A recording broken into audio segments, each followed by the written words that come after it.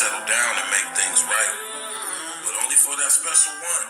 I'm trying to make her you, but y'all want to keep playing games with these lanes.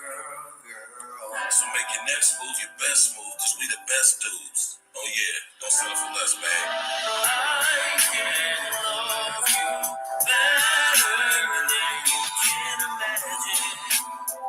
Take it from the madness. Girl, I don't know why you keep these lanes around. You wildin' out. Don't you settle for less. What up, beauty queen? You know I really wanna invite you to my world and show you my unique persona. We can get together, steam it up like a sauna. Take you on the natural high, no marijuana. Just a bottle of wine, some ice chip Prosecco. You holding on to that when do you should let go. You was gonna be mine from the very get-go. I'm trying to make you white because you special. You got the best flow, designer fresh clothes, make your own dough, own your own dough. Vehicle is fully paid for, that frame flame though, selfie queen, you know your angles. Red bottom heels, $5 crusted bangles. We got the same clothes, copy land, and counting bankrolls. Creating generational wealth, so our seeds grow. I know your needs though, and you know mine's the same. It's an honor and a privilege to give you my last name.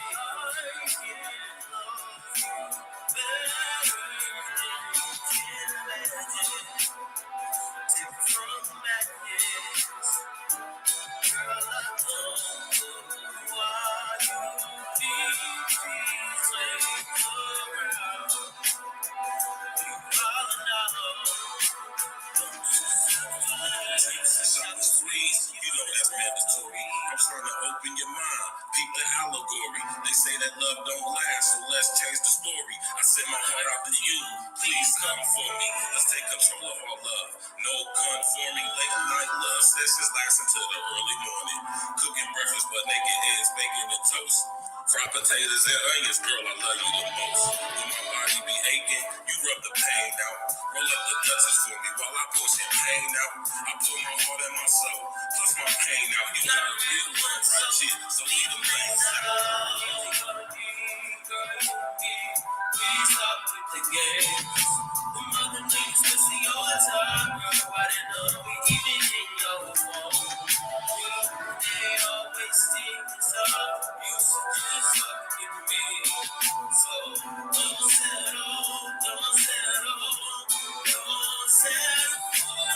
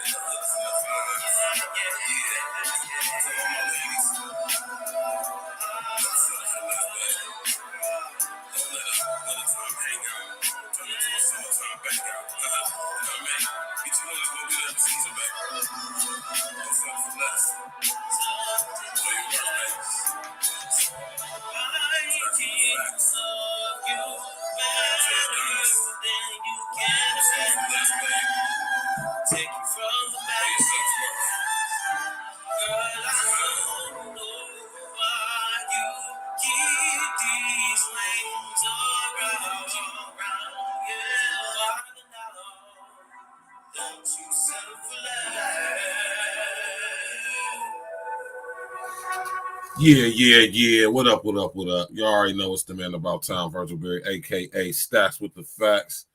And y'all know y'all tuned in, tapped in to another episode of A Real Talk Podcast, man. What it do? You already know it's ladies' night. What's going on with y'all? How you doing? Ladies, how you doing? You know? You're all welcome. All the ladies are definitely welcome. You know what I'm talking about? How y'all doing tonight? It's Thursday night, ladies' night, over here at A Real Talk Podcast. Y'all know how we do it, man. Tonight's show is going to be kind of sensitive, you know, but I want everybody to engage. I want everybody to tap in.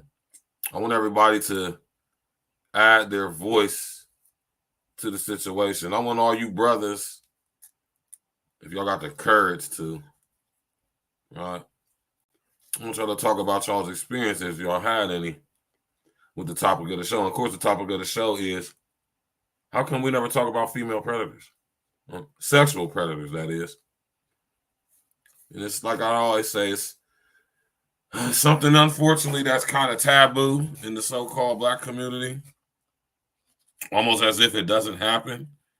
As if it's something that is as almost as if it's a non-occurrence. But I'm sitting here telling you, happens way more than you would like to believe, man. You know what I'm saying? Because contrary to popular opinion, a lot of chicks are creeps, man. They ain't even trying to be funny or make a light of the situation. It's just being serious. You know what I'm saying? So we being led to think and believe that this whole sexual deviancy thing is specifically or more so a male thing, right? Couldn't be further from the truth. Couldn't be further from the truth. And we're going to talk about it tonight. You know what I'm saying? Tap in, walk with us. We're going to open up the panel. Y'all going to be more than welcome to come up and speak your piece. You know what I'm saying? You know, I don't expect any of y'all chicks to confess. You know what I'm saying? But y'all know who y'all are. Y'all chicks out there who done coerced the dude, a young boy, or even sexually violated a man. You know what I'm talking about? Y'all know what I'm talking about.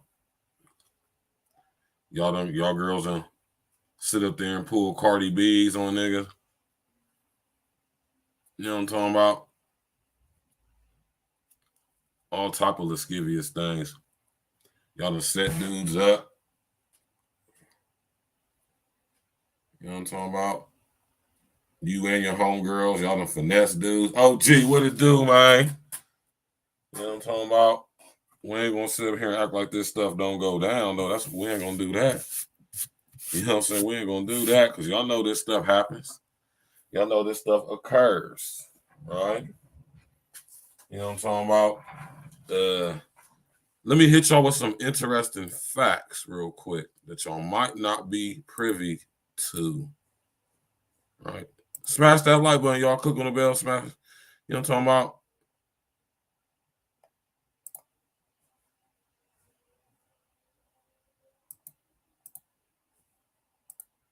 All right. Now look at this. Y'all see what that says? That says, while official estimates of female perpetrated sexual abuse range around 2% of cases, right? Right? Victim reported rates of sexual abuse perpetrated by a woman range around 12%. Right? And 40% of male victims of sexual abuse report that they were abused by a woman. Now, them are some numbers for your ass right there, man. All right. All right. Now, let me break this down for y'all just in case y'all don't understand what this is actually saying. All right. It's saying, while official estimates of female perpetrated sexual abuse range around 2.2% of all cases, which is a small number, I ain't gonna lie. You know, there's not a lot of women who are perpetrating sexual abuse, right? But listen to this. But victim reported rates of sexual abuse perpetrated by a woman, right? And this is by the victims themselves, range around 12% of the total. And 40% of that 12%, or 40% of the male victims who actually reported that they were abused by a woman, right? So just think about that. Out of the 40% of male victims of sexual abuse, right? Out of all the males who actually report sexual abuse, 40% of them say that they were abused by a woman. Now, this is January 17, 2021, so this is fairly recent. Yeah, y'all heard what my man OG said, man. Hit them like button, man. Click on the bell. Subscribe to the page. Don't be all weird and stuff, man. Sitting up there in the clouds and just don't hit the like button. Like I don't get that, man. I just don't get it, man. It just doesn't make sense to me, man. You know what I mean? The only thing that makes sense is that you intentionally on some hate and drywall shit.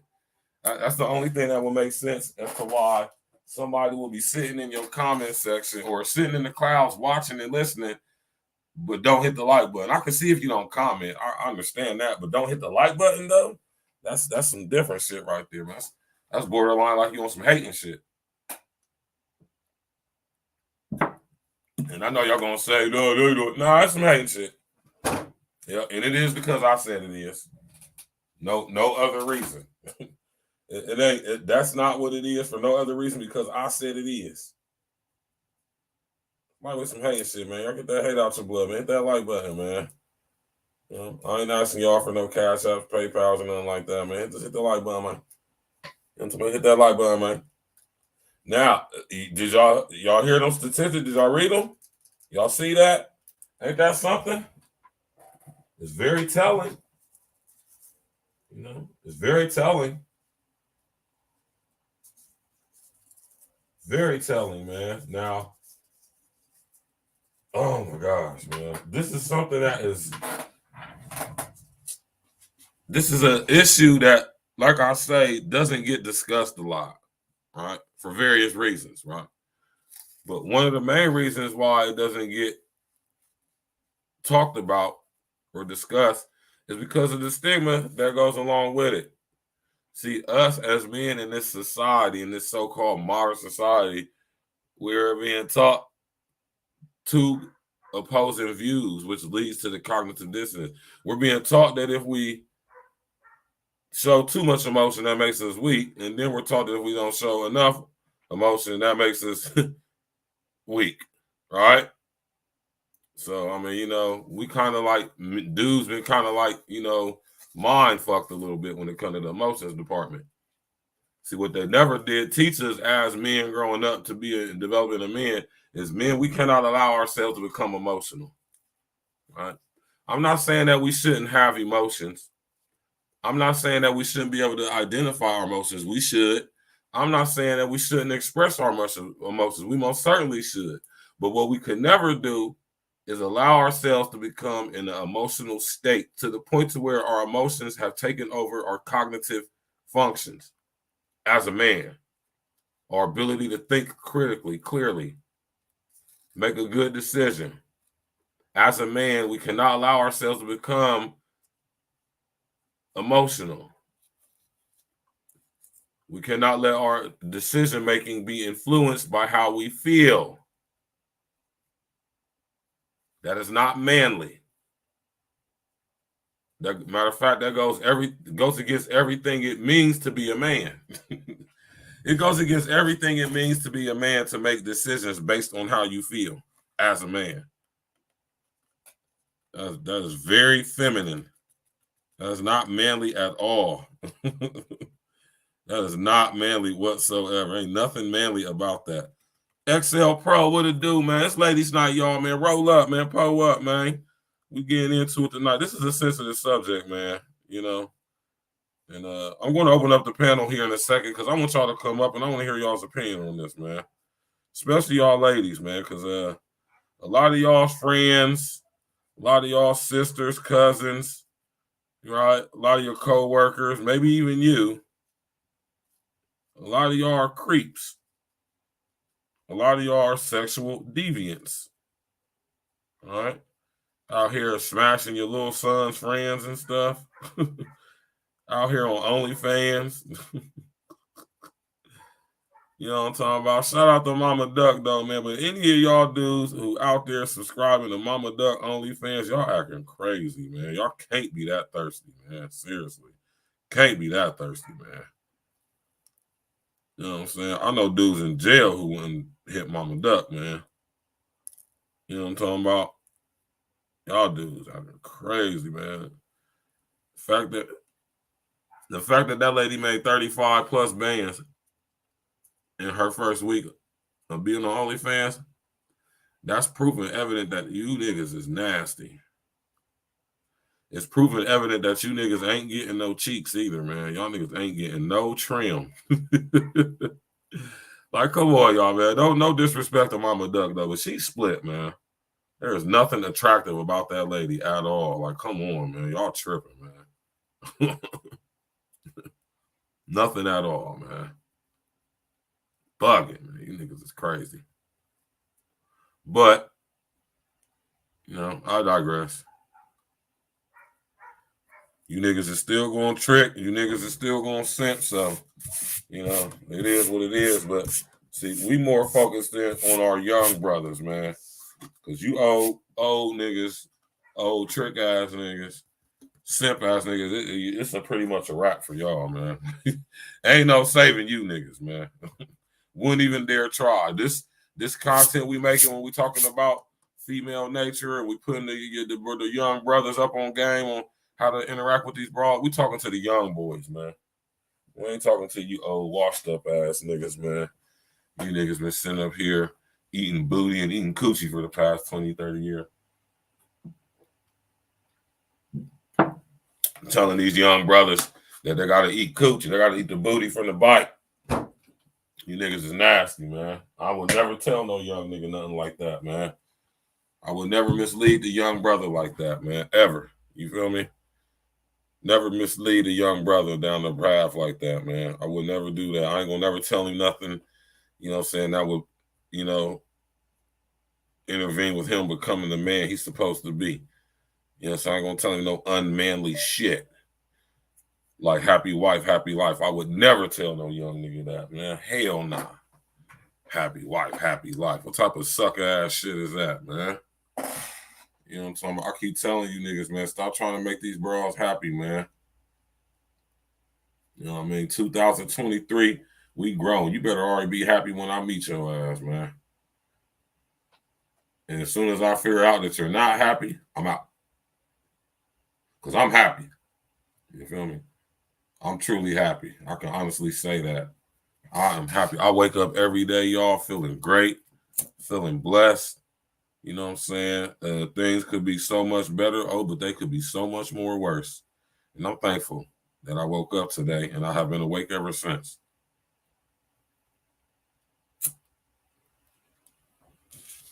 Never happy.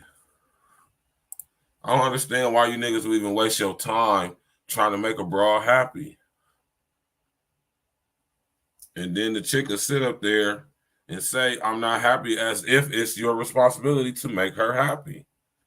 As soon as I hear a chick start talking that I ain't happy shit, if I go, and I rarely go on dates, but if I was to entertain a date with a chick and the thing out her mouth, she can talk about I need somebody that's going to make me happy, that's a red flag for me, man. That's one of the things that's a red flag for me, fellas. At 41 years young, tomorrow my daughter will be 14. You hear me? See, the only chick on this planet who I'm concerned with making happy is her. All right?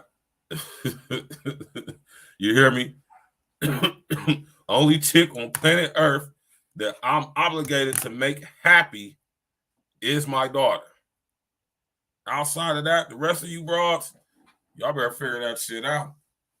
I wouldn't dare stress myself out trying to figure out what make this broad happy.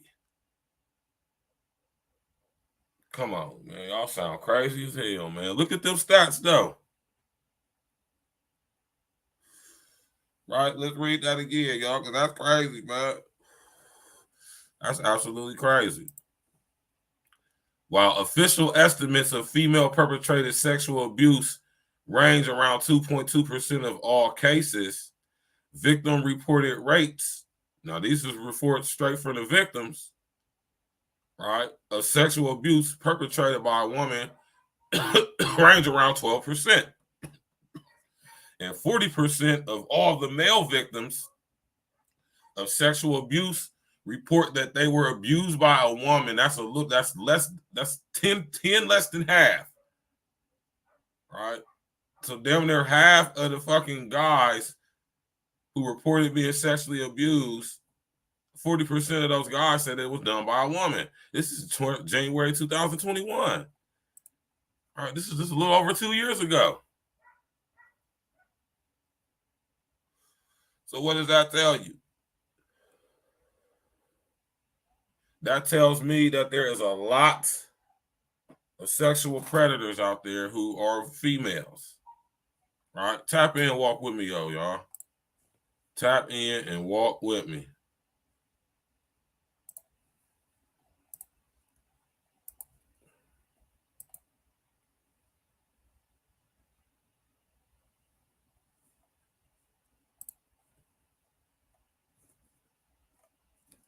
Tap in and walk with me, brethren and sister.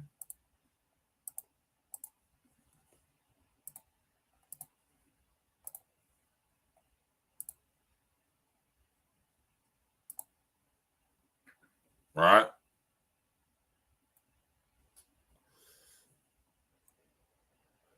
And all these girls be around the same age too, man. All between 27 or 29 and 35. Right? Y'all heard about this? Y'all heard about this right here? This chick right here out of Connecticut. 31-year-old Connecticut married lunch lady arrested after having sex with 14-year-old boy and sending him nudes. She's not a bad-looking broad either. All right. A married Connecticut lunch lady has been accused of grooming a 14-year-old boy for months over social media before sexually assaulting him in her SUV. Police launched their investigation into Andy Rosenfeld, 31, after administrators at New Fairfield High School reported learning of a possible inappropriate relationship between an employee and a student, Connecticut State Police said. The father of one of the victim's friends told administrators his child believed their friend was sexually assaulted by Rosenfeld. At a January 13th party, the victim told his friends he would be back, but when he returned, his friends felt his behavior was off, according to an affidavit obtained by WTNH. According to the affidavit, a student said Rosenfeld, who had been working as a lunch aide at New Fairfield Middle School, was always talking to freshman boys on social media. Right? Like I'm young, huh? Rosenfeld followed the victim on Instagram and told him to add her on Snapchat as well. The victim told police he received a message from his 8th grade lunch aide on social media that said, "You want to see something?" Rosenfeld then sent the boy a nude photograph of herself. The victim then asked Rosenfeld if she sent the photo by mistake, to which she replied by sending a second nude picture of herself, according to the affidavit.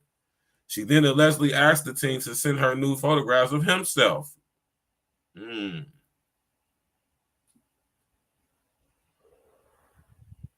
For months, Rosenfeld would continue to send the victim unsolicited nude photographs and videos of herself.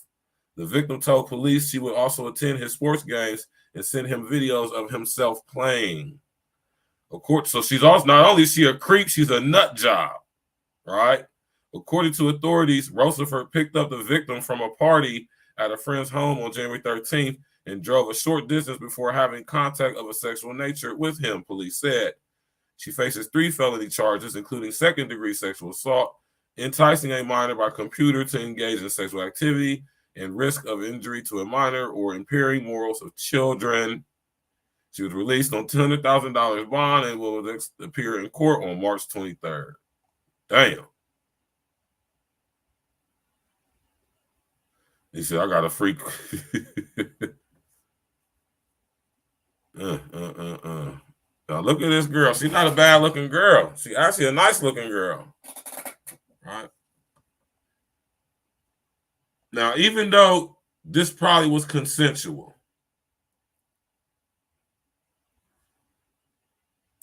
right?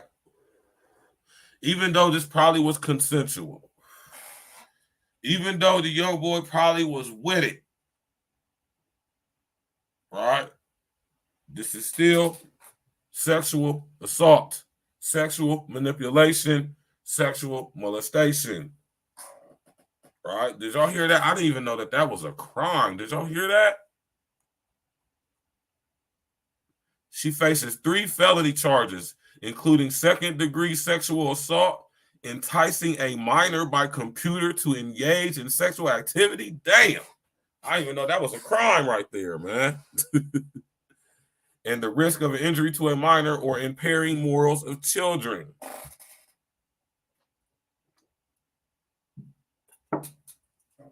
Right? Do you understand that even though this young boy was probably full in consent of this sexual act that took place? I mean, who wouldn't brag about being a 14-year-old knocking off the fine-ass lunch lady? I mean, because let's be honest, she's an attractive-looking girl. I ain't even gonna lie to you. She ain't like super fine, but she is attractive. We ain't gonna sit here and act like this girl ain't cute. She's pretty as hell. And I'm pretty sure she got a nice ass body.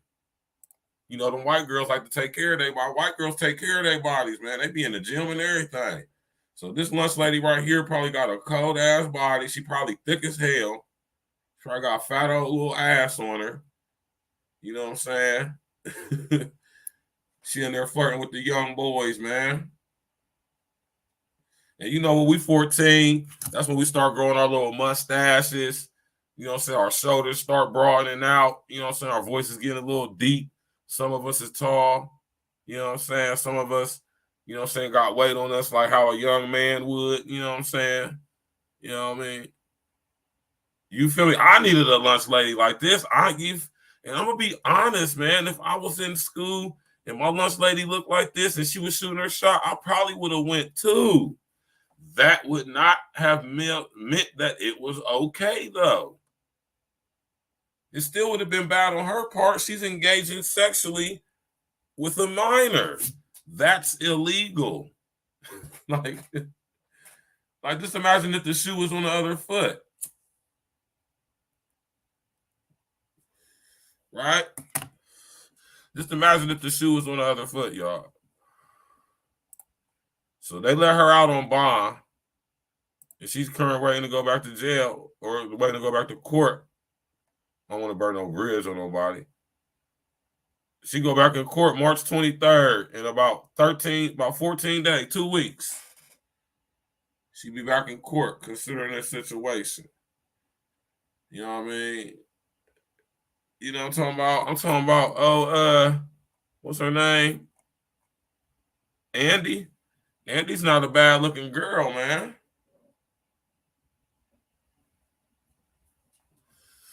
But as I'm looking at Andy's eyes,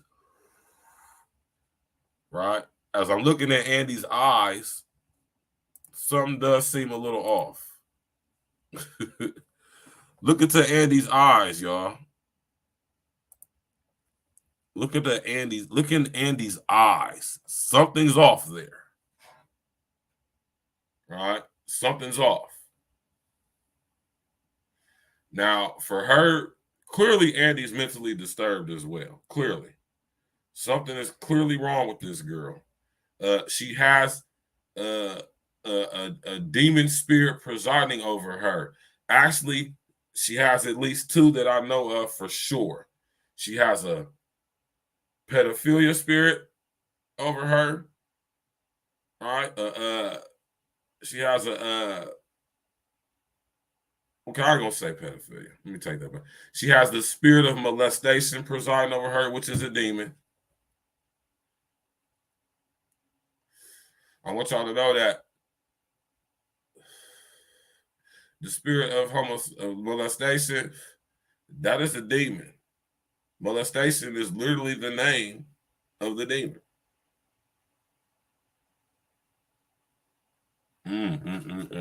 Right? Let's not make no mistakes about that. Right? Says she got another demon presiding over lust. Right. And just in case y'all didn't know, lust is a demon. Literally. The spirit of lust, a lot of us have allowed to consume us at times, myself included. Right? So you got chicks like this chick, Andy, right here, just going to the middle schools, just having a way with these young boys, coercing these young boys who are already, you know, sexually driven. They're already sexually being sexually activated and manipulated through the media as well as their peers at school. So, you know, one thing for sure, two things for certain, when you a young boy, like 14, you know what I'm saying, you like to think that you prepared to get some cheeks. Right? Any dude, any guy who tells you the first time he got some cheeks, he wasn't nervous or scared, he's lying. He's lying. Let's just get that off top. He's lying. Let's just, you know, let's just get that off top. He's lying to you. All right? If a nigga be like, yeah, you shit, I was, man, come on, man. Scared to death. All right? For lots of reasons. You know, but one of the main reasons is that it's not natural. It's not, you know, we're not supposed to be, you know, really sexually active in that sense at that age. You feel me? Exactly, man. You know, that's what my man OG said, man. You know what I'm talking about? Definitely needed a lunch lady like this. You know what I'm saying? Definitely would have smashed old Adrian. You hear me? Or Andy. Definitely would have smashed old Andy. Right?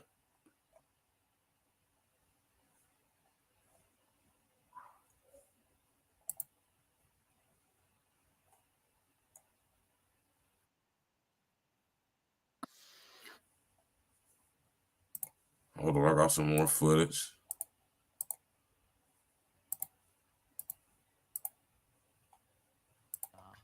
Because it's a woman. Because it's unusual. It feels, I know this is the wrong thing to say, but it feels even worse. Almost. Well, it's that maternal instinct, and we naturally think of females as being caring, nurturing, and of course taking a great amount of responsibility in terms of caring.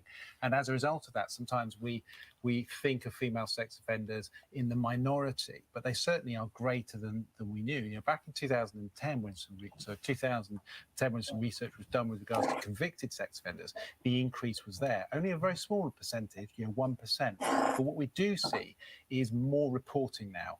And in terms of the amount of reporting that's taking place, shockingly, research was done that 89% of people who reported female sex offenders for the first time weren't believed. And that tells you a lot about the gender imbalance and the fact that people naturally think, well, female sex offenders don't do that. And the biggest cases, of course, we know about is Vanessa George, the nursery nurse. We also know about the big cases, Fred and Rose. This is in the United Kingdom now. And in terms of typologies, we've got the co-offenders, so male and female. And in relation to this case, of course, is the single females, which are the teachers. And there's an increasing number of them. And because there's so little known, profiling is quite difficult, I assume.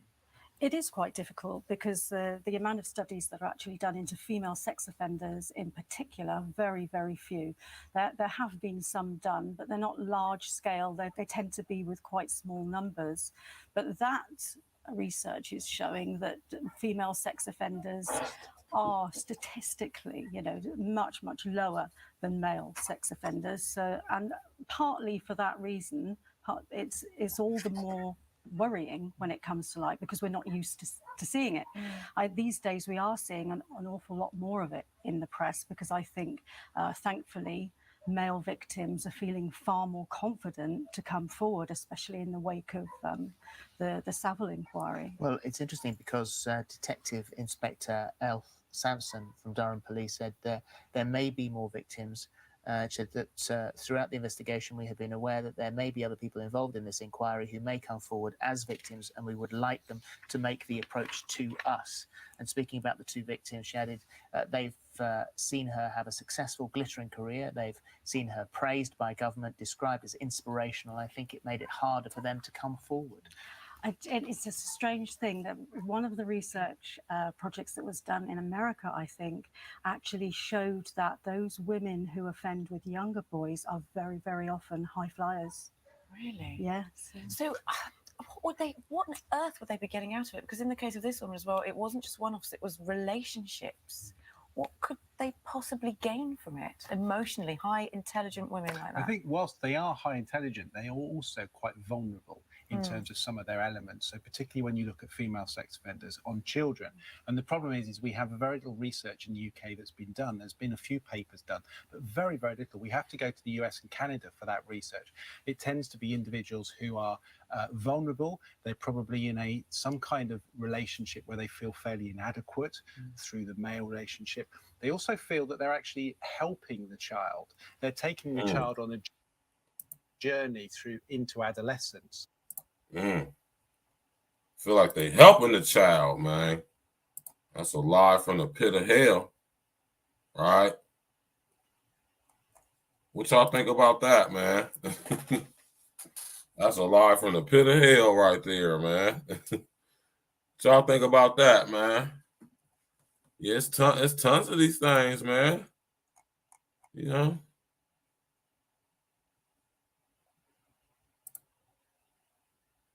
This month, 2 women in our area have been arrested for sexually abusing minors. 12 days ago, Haley Hallmark, a local middle school teacher, was charged with having a sexual relationship with a student. And then yesterday, Katrina Puri was charged with sexually abusing a 5-year-old girl. Wow. But research shows that women make up a very small percentage of sexual predators. WKRG News 5's Dana Winter looked into female child sexual offenders and why so little is known about them. Research into sex offenders historically focused on men. The Department of Justice reports the first articles about female sex offenders didn't even appear until the 1980s. Damn. It's never appropriate. Y'all We hear sat that? down with Mobile Child Advocacy Center Executive Director Andy Wynn. All the research indicates it's probably about 10% of the perpetrators are women. But when it comes to female sex offenders, there's not too much information. The National Center for Biotechnology Information published a medical journal saying women are usually portrayed as victims and being passive, innocent. It describes how traditional gender stereotypes can make it difficult for people to imagine a woman as a sex offender. The vast majority of kids who are abused know they're abusers. You know, it's over 90% know they're abusers. It's not always the stranger danger our parents warned us about. Wynn says abusers can be anyone, from a close family friend to a relative or even an instructor. He says children living in single-parent families are 20 times more likely to suffer abuse. And it's not saying that, you know, single parenting is bad, but it really talks about, you know, how much people need to be involved. You know, if you're working constantly, you're doing it, you can't be that involved in the life of your child. Here's what parents need to look out for. If you see some real behavioral changes with a child, with them withdrawing, they're stressed, grades plummet, whatever, some negative indicators, it really is time to get much more involved and start asking questions. And it's always important to check your kid's phone. Wynn says children typically wait about a year before reporting abuse, which can lead to a lot of issues. So if you see something, say something. In Mobile, I'm Dana Winter for WKRG News 5. Yeah. Straight like that, man. Yeah. Yeah.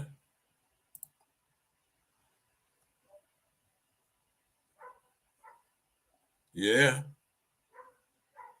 But wait, there's more.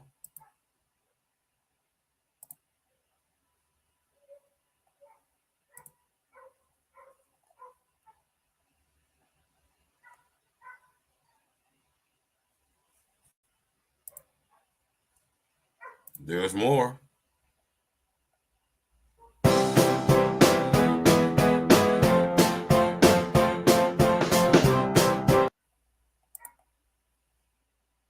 My name is Stephanie. I experienced while I was in New York 6 weeks ago female perpetrated sexual assault. She was my boss and I was 16. There was penetration. My body reacted, of course, but I think that's just how it is. The male body responds that way. I do feel like there is this sort of unspoken agreement that girls look out for other girls. And you don't, not that you expect a guy to violate you, and I don't walk down the street expecting to be raped by a man, but you really don't expect it from a woman because they're meant to be on your side.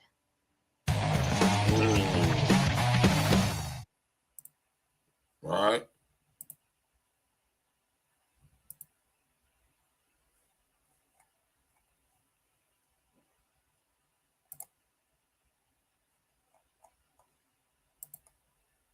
We're in the housing unit for the one This lady is female so fine resident to me, here man. in the facility, and we're trying to find out if she'll talk to us.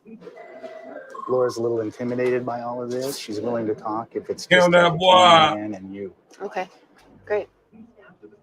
Hi, Laura. I'm Right Lisa. forward, Nice to that meet boy. You you. hear it? Thanks for talking to us. Can I ask why you're here? Why I'm here? Well, I went to prison in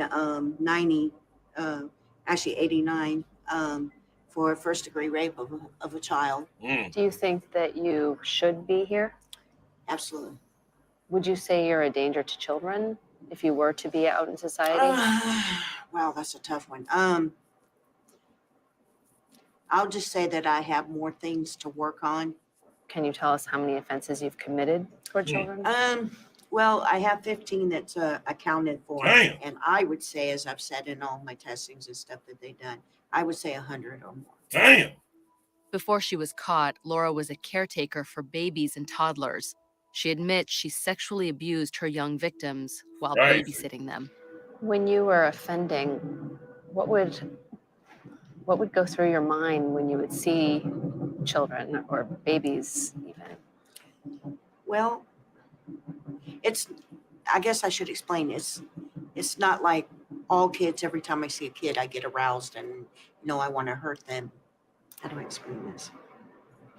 It's being in the line of their care, like having to bathe them or, change them or do, Oh my God. Man, my Lord. take My care of Lord. them physically. I did bad things, really bad things. So I almost killed one of my victims with putting a pillow over her head. Damn. I had a friend there, so that got interrupted, which I was very glad for after the fact. What would have stopped you? Would anything have stopped you? I don't know. I don't think so, because I didn't need to groom my victims because they were so young, but I did have to groom their parents. Laura says she groomed low-income drug-addicted moms by offering them drugs and alcohol. What kinds of things should parents be aware of when it comes to people who have committed violations against children? Don't leave your kids alone. Don't just let any Joe Blow babysit your kids. If your kids are uncomfortable around that person or they don't want to leave with that person, don't make them go. Were there signs for you? I mean, if someone really was paying attention, were there signs? Oh, Because yeah, I people think so. probably thought, well, it's a woman. Yeah. She doesn't have a that's background. That's a bad one. I think that there are actually more women out there just like me. I just think they have been caught.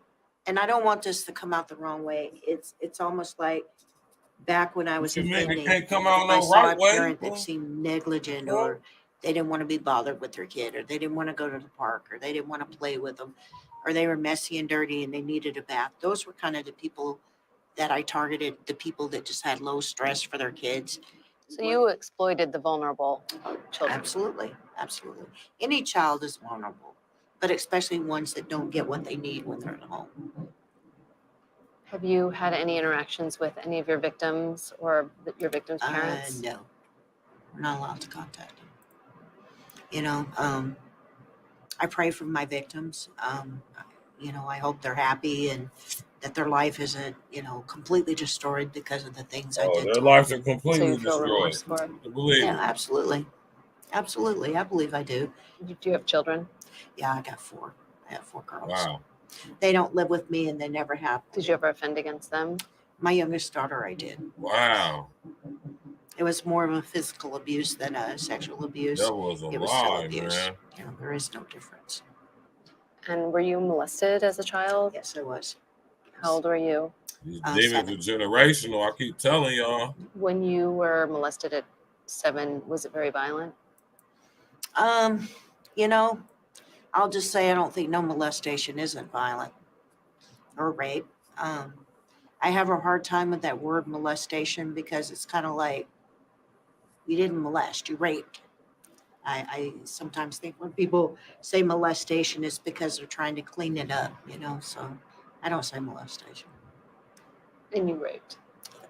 Definitely. The devil is a lie. All right, y'all hear that? The devil is a lie. Right?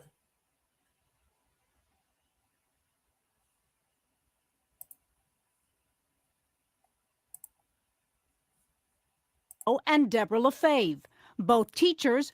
Who can forget these faces?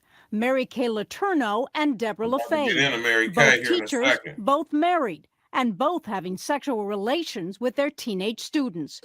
LaFave pleaded guilty to having sex with a 14-year-old boy. My greatest regret would probably be the fact that I put this young man through this. Letourneau convicted of raping her student, Billy Fulau. Following a prison sentence, the two married. Beautiful women preying on boys, and now we allegedly have another one. Ms. Shattuck, may we speak to you?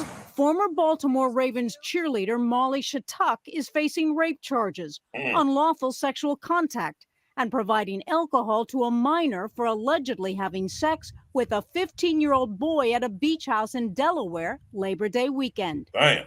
Shattuck is recently divorced and well known in some circles, having published a book entitled Vibrant Living, promoting a healthy lifestyle. Allegedly, she contacted her victim through her own son. She has pleaded not guilty. She's just a classic example. She is no different than an abusing priest, an abusing rabbi, or a parent. So are more women committing sexual crimes with minors, or are we just hearing about it more? It could boil down to more young male victims gaining courage to speak out. There was a time when everybody just pretended, oh, this isn't really a problem. But there is a problem. Experts say a profile of these women may show they are lonely, want to control someone, and want a lot of attention. But sexual relations between a minor and an adult woman is a serious crime. There was a time when boys would have been told, you know, they were lucky that they got to be with an older woman. But do beautiful female sexual offenders get a better deal than their male counterparts? Many believe that's the case. LaFave's attorneys seem to sum it up best. To place an attractive young woman in that kind of hellhole is like putting a piece of raw meat in with the lions. LaFave was given 7 years probation, but notoriety for life. As you can see, my face has been plastered on every internet address, every news outlet. And if attention is one motivator for these women, their names can become household words. Letourneau even had her own Lifetime movie, All American Girl.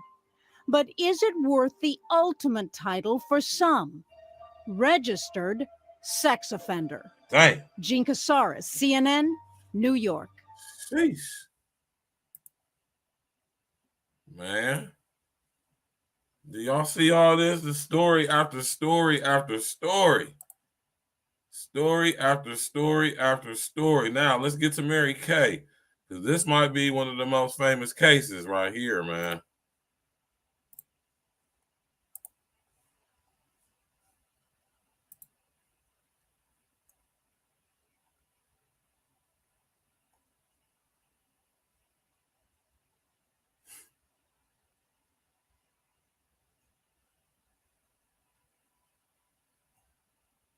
All right, y'all remember this story, man?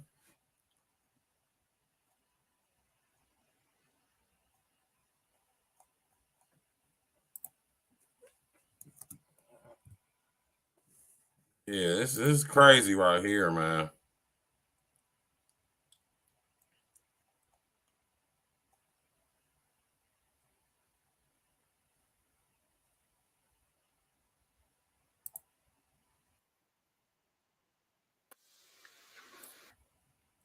Let me see if I can find the right one for y'all real quick. Smash that like button, click on the bell, subscribe to the page. You know what I'm talking about? We're about to find a clip right here.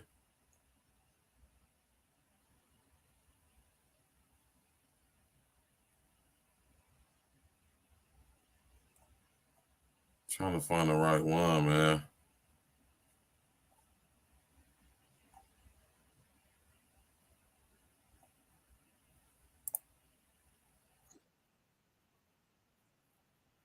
Oh, that's not it.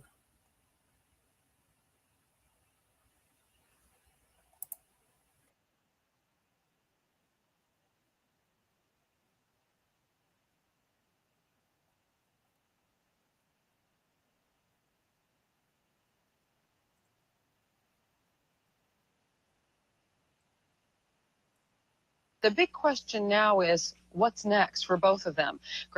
Mary Kay Letourneau could walk out of a Washington state prison anytime now. She's the former school teacher who had an affair with a student, Vili Falau. The relationship that began when the boy was just 12 years old resulted in 2 pregnancies, and for Letourneau, a 7-year sentence for child rape. The big question now is, what's next for both of them? Greg Olson is the author of the book, If Loving You Is Wrong, and Ann Bremner is an attorney who met with Letourneau in prison just last week. And good morning to both of you. Good morning. Ms. Bremner, let me start with you since you've just seen Ms. Letourneau. What are her hopes for the future? Does she hope to get back with Vili? That she's always said this was a love story. I don't think that's ever changed. Ultimately, I would think that that would be what she wants to do, but she wants to be very careful because there's a no contact order in place right now for life, and she's going to abide by what the judges order. Hold on real quick, y'all. Hold on. Now, she died not too long ago, man.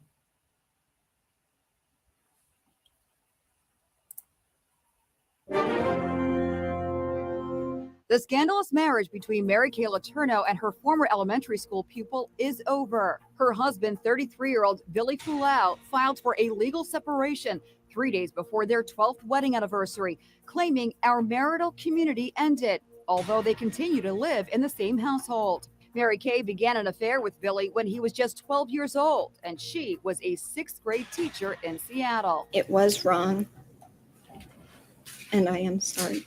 Over the years, Inside Edition has followed the saga's twists and turns as Mary Kay became pregnant with daughter Audrey. You purposely violated the conditions of your sentence. She served 7 years behind bars for child rape. Hey, Mary. And renewed her relationship with Vili after her release. And we were there in 1998 when Vili saw his second daughter, Georgia, born behind bars for the first time. Their daughters are now 19 and 18. Mary Kay and Vili were interviewed by Barbara Walters on their 10th wedding anniversary in 2015. What kind of a husband is he? He's spontaneous. Spontaneous? I like that. I love that, actually. So there's never a dull moment, for sure. Now they are still making news 20 years after the saga began.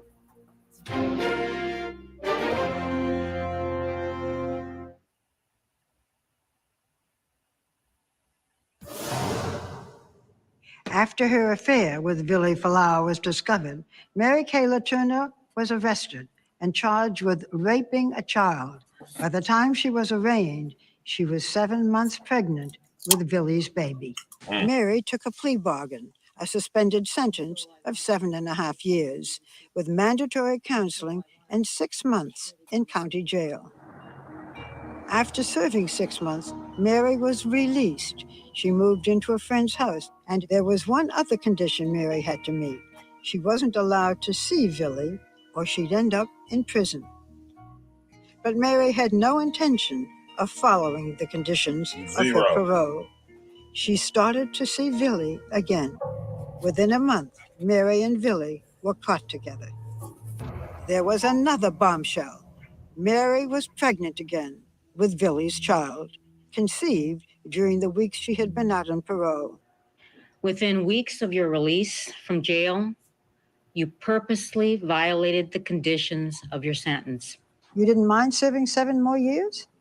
I didn't believe it was going to be that long. I felt certain that what had happened procedurally in my case, that it would be taken care of. I thought maybe a year, maybe 2 at the most. But the judge was furious. She sentenced Mary to the full term. Dang. After serving the full 7 years, Mary was released in August of 2004. Accompanied by a swarm of journalists, she registered as required by law as a sex offender. Billy was now 21 years old. No longer a minor, he could have contact with Mary. How long, how much time was it after you got out of prison that you were in contact with Billy? Oh, a day? A week? Not too many hours after the no contact too many order hours. was lifted. Have you been intimate with Billy? Well, what we most like about this part of our life right now is that it's nobody's business. Mary, was it worth it? All right, hold on. Let me do this. Uh-oh. Hold on. Hold on. Hold on.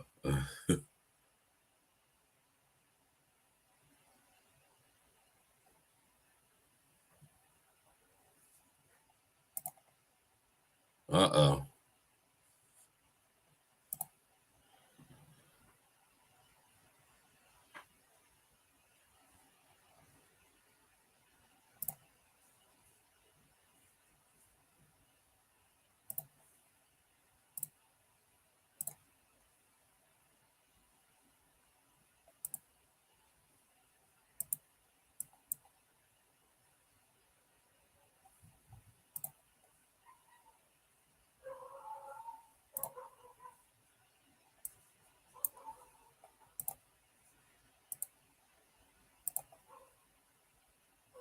All right, yeah.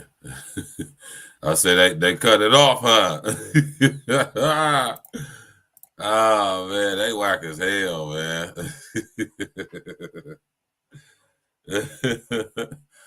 Ah, yeah, man. Y'all know how they do, man. With them, some of them they gonna be, they'll cut it off until you know how that stuff go. We're gonna do it like this, then. This is how we're gonna do it.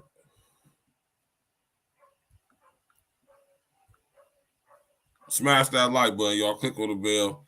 Subscribe to the page. Y'all know what it is. Y'all know what it ain't.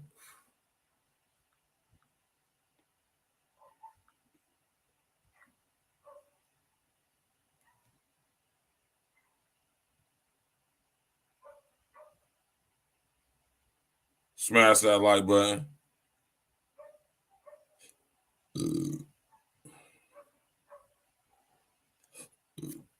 Let's do it like this real quick.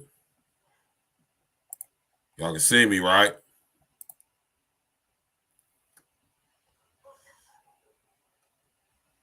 Yeah, we in the building. We in the building. We in the building.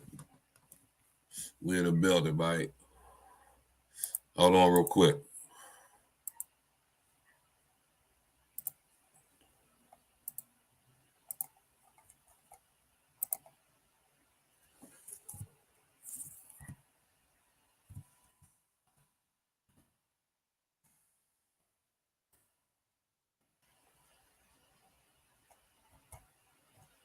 Yeah, hella stuff on them in here, man.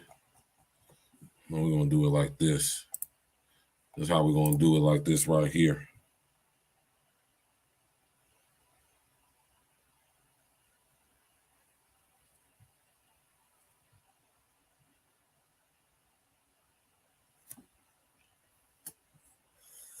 Right? Now, she died not too long ago. Right? We don't want to see that. There's a lot of heartfelt emotion from people. Just, people that said they prayed for us all those years. And Mary Kay Letourneau, the former Washington middle school teacher who made headlines for her sexual relationship with an underage student in 1997, has died. She was 58 years old. Her attorney tells ET Mary was diagnosed with stage 4 colon cancer 6 months ago and spent the last month in hospice care. Quote, her death was fairly sudden. Most of the family, including Billy, were there with her. Billy was giving her 24-hour care for the last month of her life. Billy, of course, is Billy Falau, her ex. Mary's attorney added, quote, my hope is that she will be remembered for all the great things she did for everybody in her life, rather than the one mistake she made. That. In 1997, Mary pleaded guilty to 2 counts of second-degree child rape for her sexual relationship with Billy, who was, at the time, her 13-year-old student. She was sentenced to 7 years in prison, but still illegally continued her relationship with Billy, giving birth to 2 children with a minor by the time he was 15. The first child was born in 1997 while awaiting sentencing, the second in 1998 while she was in prison. I think there were more people with us than the loud voices that were having opinions that you're talking like right now that maybe misjudged. Mary and Billy continued their relationship after she left prison in 2004. 1 year later, in 2005, they tied the knot. You know, she's done her time. Mary's attorney confirms to ET that Billy filed for legal separation in 2017, and after several attempts at reconciliation, they finalized their separation in 2019. Her attorney explained, quote, they couldn't live together, but they always loved each other, and he came back at the end of her life to take care of her as a reflection of that love. Mary, was it worth it? I don't look at life that way. Of course you don't. I did my best. So if you asked me that question, did you do your best through every situation? There were, I can't say I did my best. Stop it, man. Y'all hear that bullshit, man? Stop it. Now, what y'all know about this, man? Right? What y'all know about this?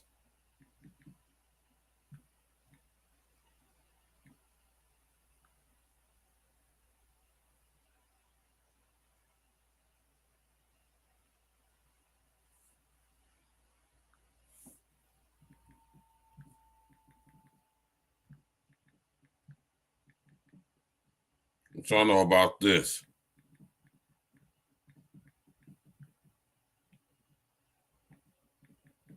It's just like this is going on a lot lately, man.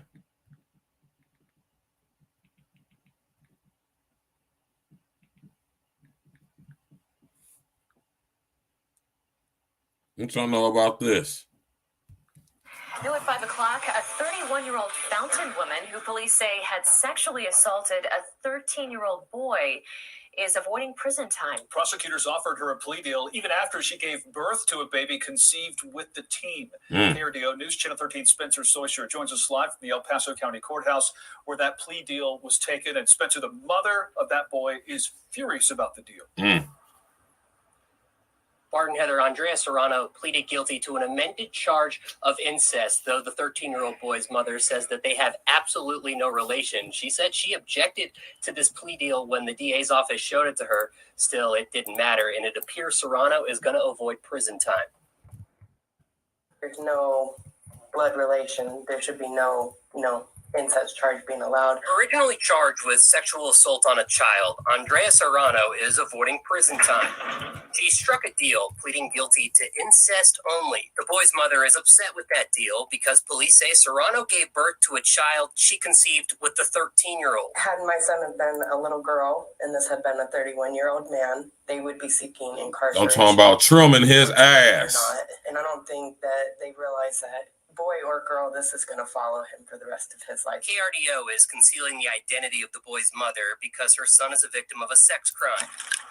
In May of last year, Fountain Police claimed Serrano admitted to them she was drunk when she had sex with the 13-year-old boy in her car and then was carrying his child. The boy's mother says she told the district attorney's office she was not okay with this plea deal. It's not necessarily uncommon. Legal expert Jeremy Lowe says giving someone a charge they aren't guilty of is not abnormal. Oftentimes there's plea bargains that get people to what's called essentially fictional pleas. But the mother says the boy wanted her prosecuted too, and believes a fictional plea shouldn't be offered. I feel like she's getting a slap on the wrist for... Definitely getting a slap on the wrist. It's double standards in my eyes. The district attorney's office would not talk with us about this case today because Serrano hasn't been sentenced yet. We did, however, speak with Serrano's mother, who says the baby is in the NICU right now and that they haven't done any paternity tests that would be able to prove that it is the 13-year-old's child. Reporting live in Colorado Springs, I'm Spencer Soysher for KRDO News Channel 13. Did y'all hear that?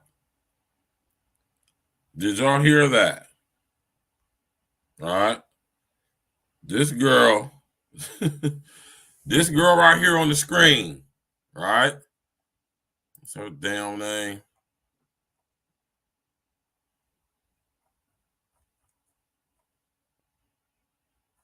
I ain't got her name right there.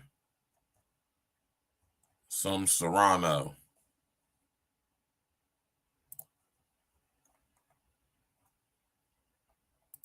What's her name?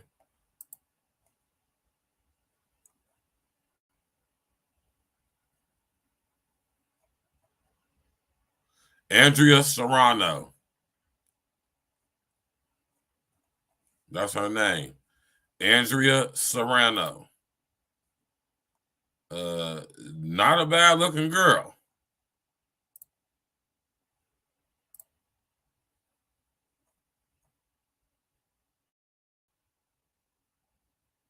Right? I ain't gonna even sit here and hold y'all, man. Andrea look like she thick as hell.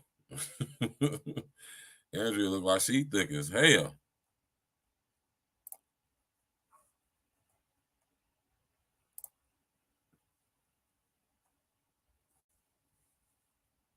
It's crazy, man. This just keep happening, man.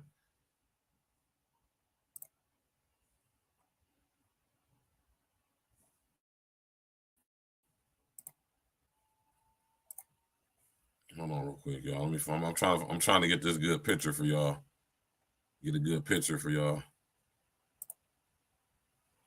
I keep doing it the same thing.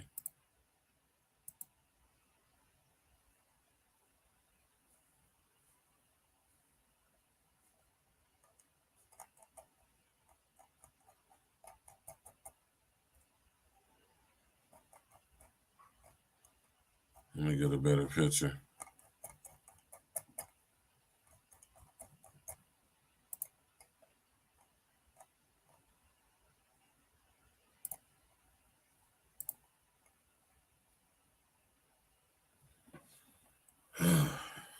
There we go. This is a better picture right here. All right. Let me pull it up on the screen for y'all.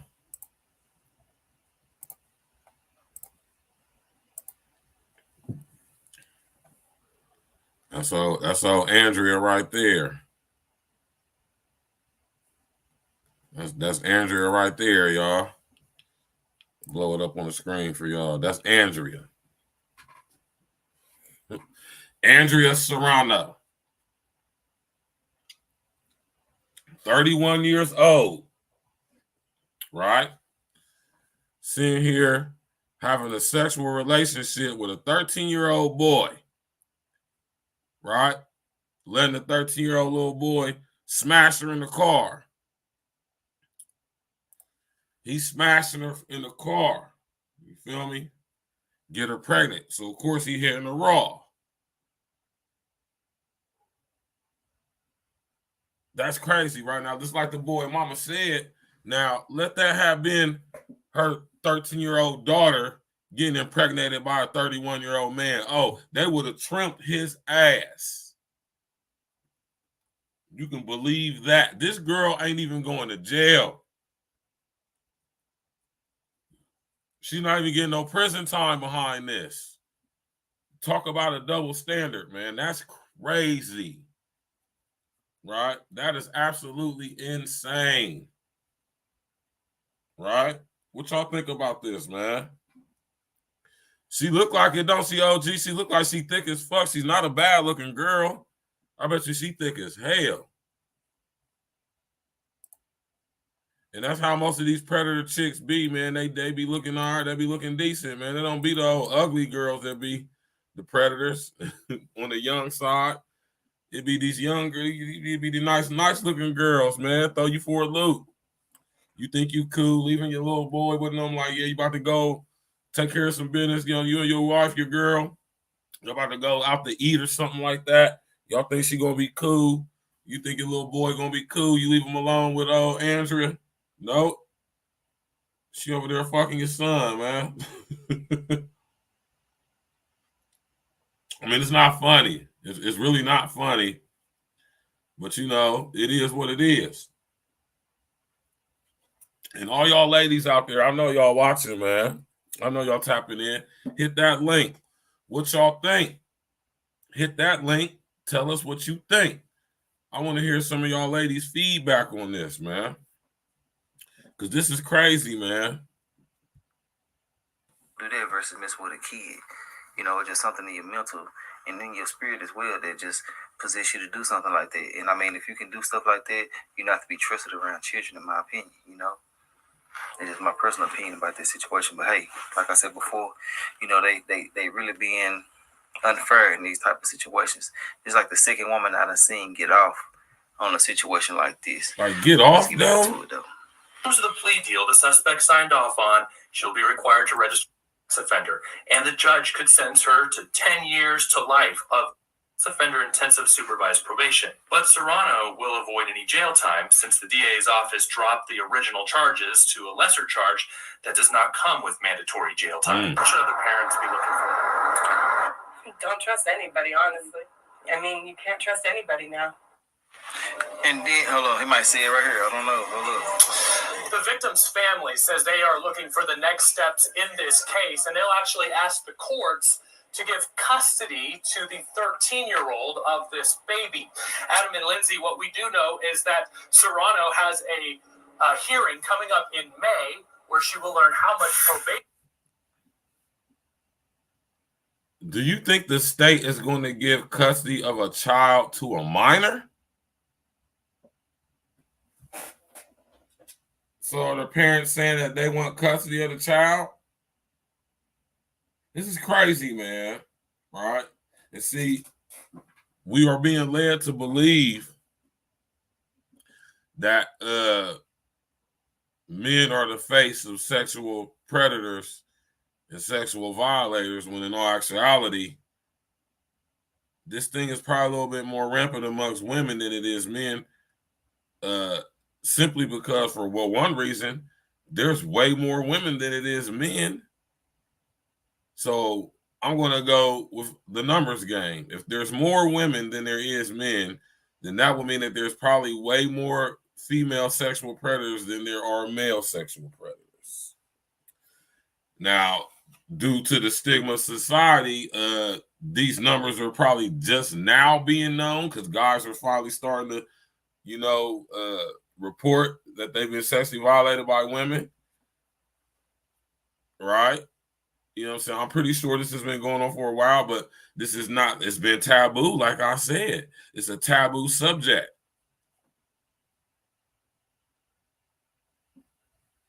Yeah, exactly.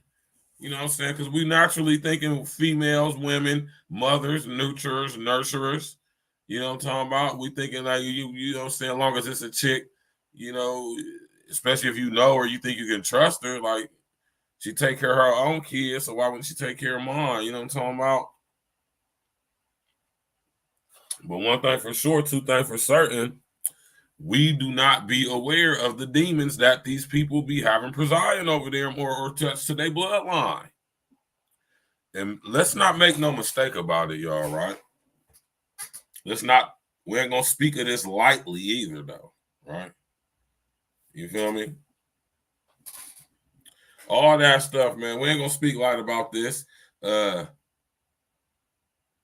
spirit of molestation, homosexuality, all of that stuff, sexual, that is a demon.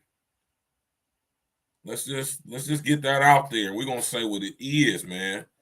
That is a demonic entity, right? That is attached to your family bloodline, right?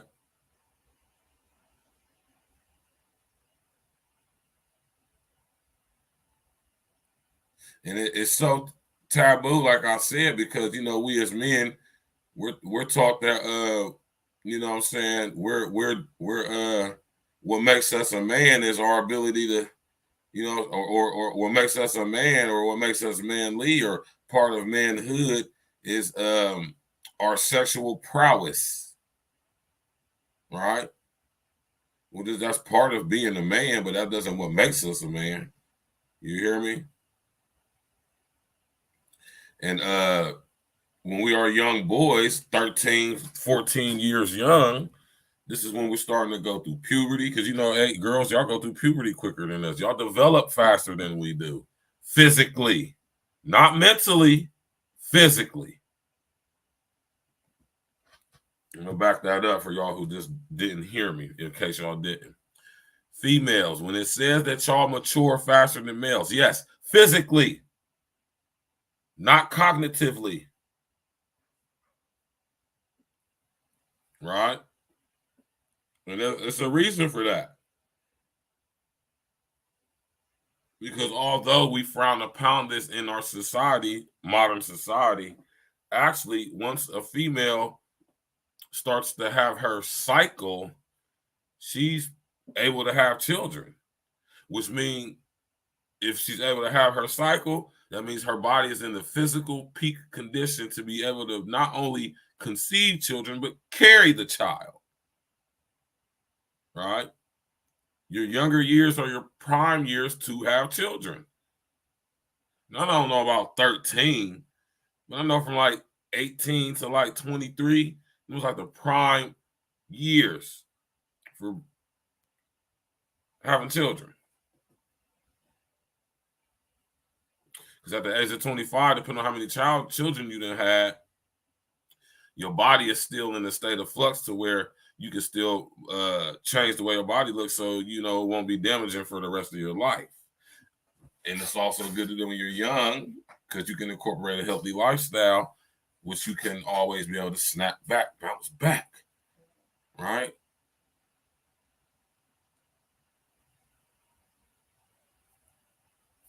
Right? We don't talk about this, y'all. We don't be having these conversations, man.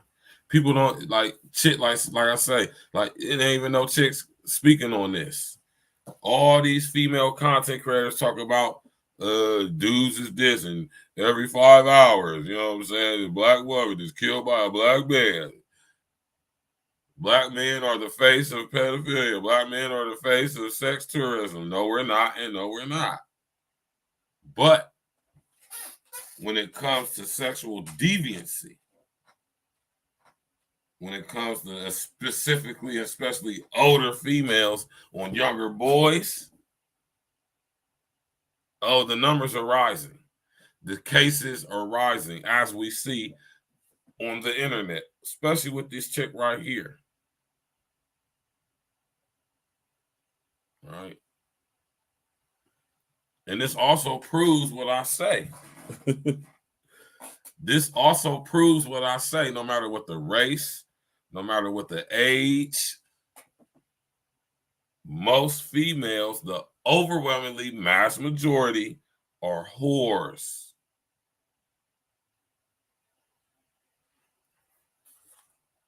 Now, see, my thing when I say that to anybody who may feel some type of way is, well, what's your counter?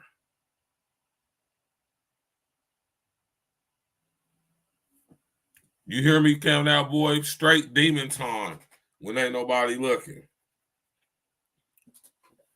Right? And because I notice when I say this, especially on Facebook, I'm about to be done with Facebook's really starting to get on my nerves, man. I say this a lot, and I don't say it to be funny. I don't say it to be disrespectful or rude. I say it for one reason and one reason only, because it's true.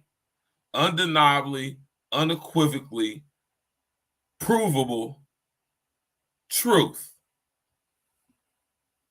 that the overwhelmingly mass majority of women in America, not specific to any race or any group, all of women, all right, the total sum of women,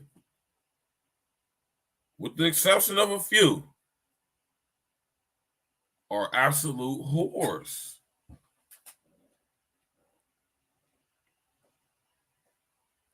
And my other thing that I would say to that is prove me wrong. If I'm just sitting here being disrespectful and saying anything out my mouth, then prove to me why most women aren't hoes. Prove it to me. And if we start talking about black chicks, then that's a whole nother. And I don't really too much care because, like I said, I know black chicks. I've been dealing with black chicks all my life. I know black females. Know them very well.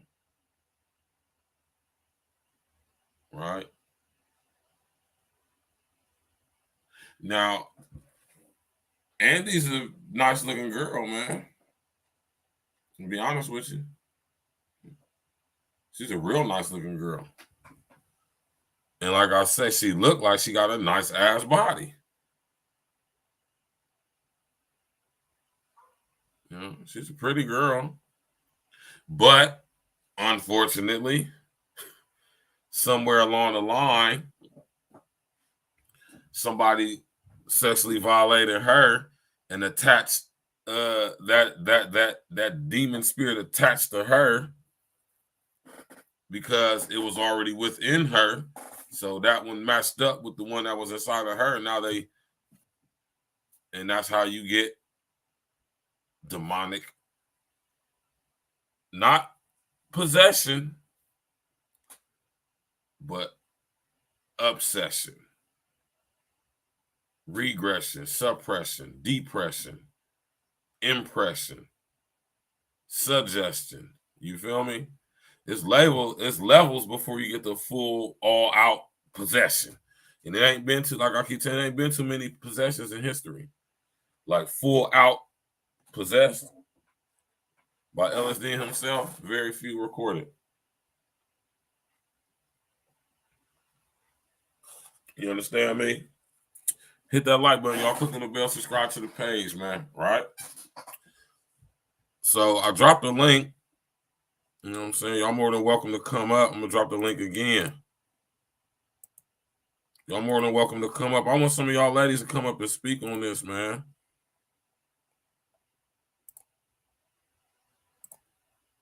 My fault.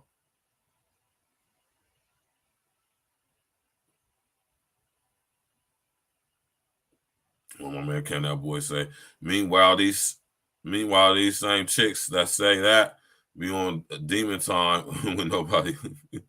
Yeah, man. Y'all know these chicks out here practicing bitchcraft, burning candles, burning sage, praying to the Oshiras, the Oshans.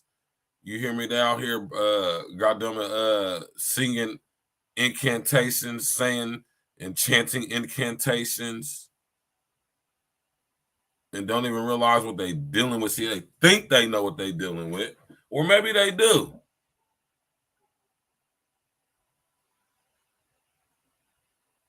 Right? Y'all got to remember who it was that hit Eve from the bite. I said y'all have to remember who it was that hit Eve from the bike in the garden. Right? Man, this is crazy to me, man. For real, I ain't gonna sit here and hold y'all, man. This whole story is just, this whole situation is just crazy, man. Just imagine though, right? Just imagine you as a father or even a mother you notice some change in the patterns of your son's behavior. You know what I'm talking about? And you ask him what's up, and he just come out and tell you, like, man, mom, pops, man, I fucked my teacher, man. Like,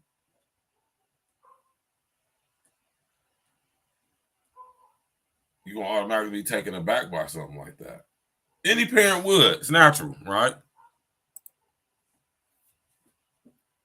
You would be taken aback by that. You would be taken aback by that if your son or your daughter came at you and said, Pops, man, look, I wanted to tell you something, man. It's hard for me to talk about this because, you know what I'm saying, I was like to tell myself that I thought I liked it, which I did, but I still felt like I was violated. I ain't trying to make light. I'm just kidding, saying some real shit what could be a possible real scenario. You feel me? And then this is what they do. Y'all wonder why stuff like this be happening. You feel me? And I'm about to show y'all a major reason why stuff like this be happening.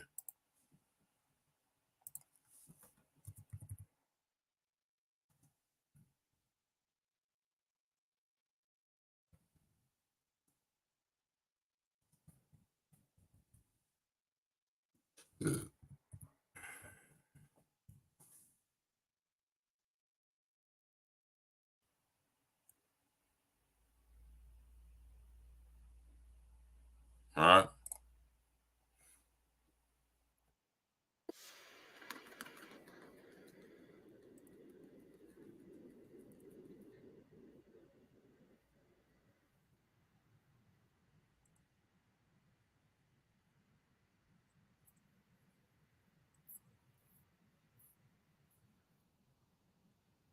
New Jersey is currently facing backlash because she is perceived to be too thick to be teaching children anything.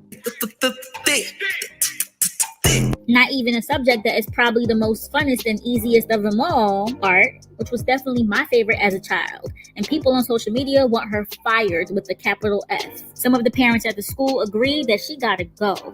This art teacher shared that she had a passion for art since taking art as a child, and how her art teacher changed her life, and how she designed her own prom dress back in the day, and things like that. So she's solely trying to make a positive change in these students, and is not trying to be judged by her appearance. But y'all know that we're in an era where so many women got their bodies done and whatnot, and she might be natural, who knows? But if she is, she can't help how she's shaped. So you're telling me that she shouldn't work in the field that she's qualified for just because of it? For the most part, I feel as though she dresses pretty normal for a teacher. Yeah, her thighs still pop out through her outfits, but what can she do about that? Should she get her big behind sucked out and transfer to her stomach? I mean, would that make parents feel better? I'm just saying. Because the woman is fully dressed in front of these kids. She definitely follows dress code, so what's the issue? She teaches middle schoolers, elementary students, and even small kids too. I'm talking preschoolers who are like, what, 2, 3, 4? So folks are arguing that her body is too distracting for children, and that the kids who see her will have adult thoughts about her body, and she'll have their mind in the gutter. Damn, that is kind of distracting, y'all. I mean, when I was a young girl and had a thick teacher or two, I never looked at them and had crazy thoughts. Like, huh? But then again, we are in new times, so maybe I might be wrong. Who knows what be going through these kids' minds these days? So maybe I'm not qualified to speak on it. I don't know. But the critics had things to say like, looking like this around middle schoolers? Wow, how does nobody find this concerning? I mean, those kids are literally starting puberty and dealing with all sorts of feelings already. And you're looking like that? You can be a teacher and still be sexy. However, you don't have to post slutty photos or videos shaking your ass to be sexy. Okay, so she might be posting personal things on her gram as well, but that's her gram. Are these young children who are not even old enough to be on Instagram going to see it? Because you know you gotta be 14 to be on Instagram, and that's high school age. And she ain't teaching high schoolers. I'm just saying. But yeah, I digress. The next person wrote, I hope that this incident is an awakening for you to be a positive role model for young girls. The photos that she shares on her social media channel show her standing in front of cubby holes in a high-collar, tight-fitting turtleneck and pleated skirt that shows off her form. She's also pictured at art fairs wearing skin-tight jeans and a tight blouse. But that's not the classroom, though. She can wear what she wants outside of school, no? It's mind-boggling. Many of those critics say that her sexy snaps with students are inappropriate, distracting for kids, and desperate. Although the teacher has hit back by accusing the naysayers of body shaming. Yep, she has clapped back and responded, and what she said is that the main haters are surprisingly men, and that women are actually defending her the most, and believe it or not, that majority of the parents at her school love her, and they're happy that she is their child's art teacher, and they say that she's heaven sent. Check it out. Hey, when everyone is done going, debating back and forth on whether or not my curves are appropriate or inappropriate to exist on this planet Earth, I need you guys to do me a quick favor. Research really fast, it's real quick. Research shortage, teacher shortage, okay? Look that up. When you look that up, then go back and leave a Here comment. we go. Once you understand that our educational system is still recovering from these last few years of nonsense. Keep that in mind when you're trying to get somebody out of their job. Come on now. She wrote, trying to body shame me because I am curvaceous is still discrimination. Teachers are quitting left and right every day, all day. The shortage of educators going on right now is insane. Teachers no longer want to teach. They rather work online, from home, even take a retail job over teaching because it's less agitating work and pays more than we get paid as teachers. You want someone teaching your children that will love and protect them as if they were their own child. Blessed are the few that have educators involved in their children's life that want to instill knowledge, positivity, love, and wisdom. I am an artist and an influencer as well as a teacher, and my influence goes beyond that if my looks. Ask my students who Frida Kahlo is. Ask why Nigel and Basquiat were so crucial to our culture. If you only knew the positive influence a loving, kind heart can bring in the molding of a child's creative mind, oh well, carry on. Girl, shut up. Your thick ass is a distraction in school. But I want to emphasize this part again. Some of the mothers. Imagine if, look how bad she is, man. Just imagine y'all, right? Brethren, just imagine being in middle school, right? And having a thick ass teacher like her, man. Like, come on, man. Y'all can't be serious, man. You know what I mean? Y'all can't be for real when it comes to stuff like that, man. She is too thick, man. Of course, it's not natural.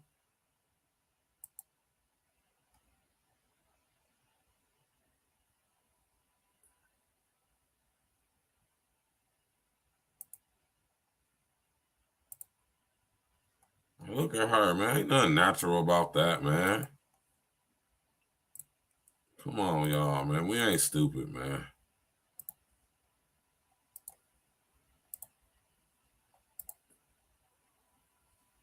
Look at her, man. Imagine you walk in the classroom as a young boy in the 8th grade going into the 9th grade. You walk in the classroom and you see this. She do not need to be working in nobody's school anywhere. She is going to be a distraction. It's bad enough we have pretty ass girls our age running around school. We got grown ass women, thick as hell, bad as hell, smelling good. This distracting like a motherfucker. I ain't gonna be worried about what the hell you teaching. I ain't gonna be focused on what you teaching looking like that. As a young boy, a young horny ass little boy.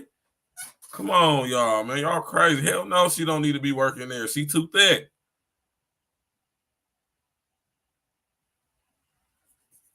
You hear me count that boy? She couldn't wait. Like, come on, though, man. Like, you know, she clearly done had heavy body enhancements. That is not natural. Natural women aren't shaped like that. Naturally curvaceous women aren't that properly proportioned. How big her damn hips and ass is. That shit ain't real. Talking about some natural. Girl, you ain't none of no natural. That shit don't even look, it don't look natural.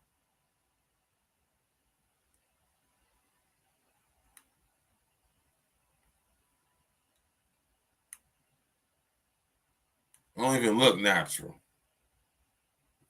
All right, come on, man, Kim, that boy say. Yeah, man, real talk though. Count that boy. We all noticed it. We know that that's a BBL right there. We know that's a BBL.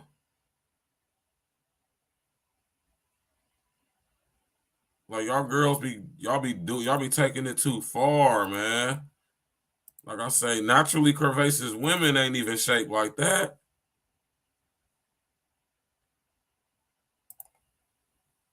Naturally curvaceous women ain't shaped this goddamn perfect.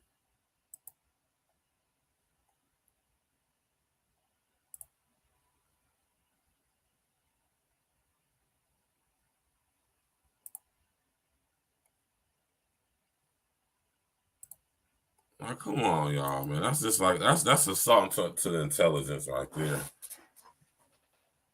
And look how big her hips is, man.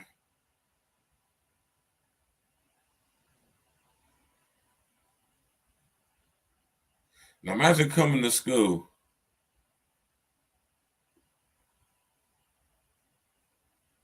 Imagine coming to school, brethren. First day of school. They tell you, oh yeah, it's a new teacher, Miss such and such. And you walk in and see this badass bitch right here. You see this badass, thick as hell, pretty ass broad at the front of the class dressed like this. For one, at the age of 13, 14, we're going to be bricked up. I'm going to just be honest. Pause. You feel me? The wind can blow a certain way and you're going to be bricked up messing around. And I don't know about y'all, but the school I went to, we had bad chicks at my school. All right. Just imagine going in for the parent-teacher conference and this girl stand up and... Oh my God, man. This is crazy, man. No, she should not be working in no middle. No. It's a distraction.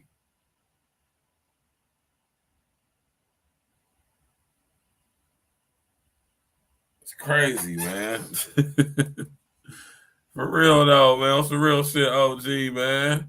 Just imagine you walk in the classroom first day of school and this bad broad right here is at the front of the class. Niggas ain't gonna be thinking nothing about no school, man. Nothing about no school. So absolutely no. A chick who look like, yeah, man, we gotta have some, man, come on, y'all, man. How do y'all expect young, horny-ass 14-year-old boys to concentrate on their schoolwork when they got a pretty-ass, thick-ass,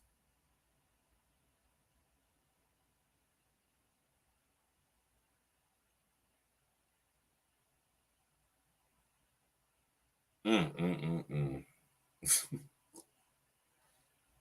crazy, man. Absolutely insane, man. Absolutely insane. Ain't no way in hell we would have been able to concentrate. No way.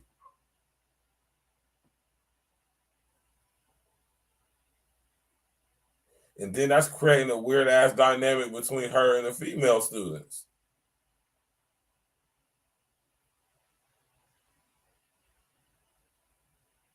You did. Click on the bell, subscribe to the page, smash that like button, share on your social engineering. Smash that like button, man. Come on, y'all. We gotta be real about some things sometimes, man. You know what I mean? Some of y'all girls be choosing these professions, man. And, you know, I'm not saying she's not intellectually qualified. I mean, but come on, y'all. I mean, look at this, though. This is just ridiculous. Seriously. How do y'all expect young boys to concentrate? How y'all expect young boys to concentrate? And you got something like this as a teacher. You got a broad looking like this as the teacher. They are not going to learn anything. You hear me, man? We ain't going to learn nothing, man. Then you're going to get the dude that's bracing and blow like me, and I'm going to shoot my shot. See, I know how this stuff be going because a lot of these chicks are emotionally disturbed as well as psychologically disturbed. A lot of them are suffering from proximal abandonment. Now, remember the other day when Shahrazad said that you got to deal with most grown black women, American black women, from the mindset of a 14-year-old. I think we just proved that point.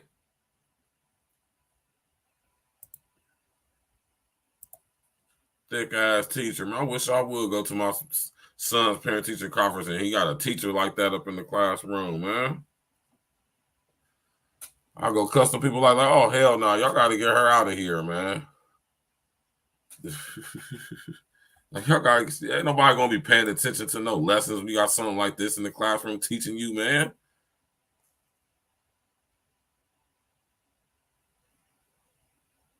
Come on, man.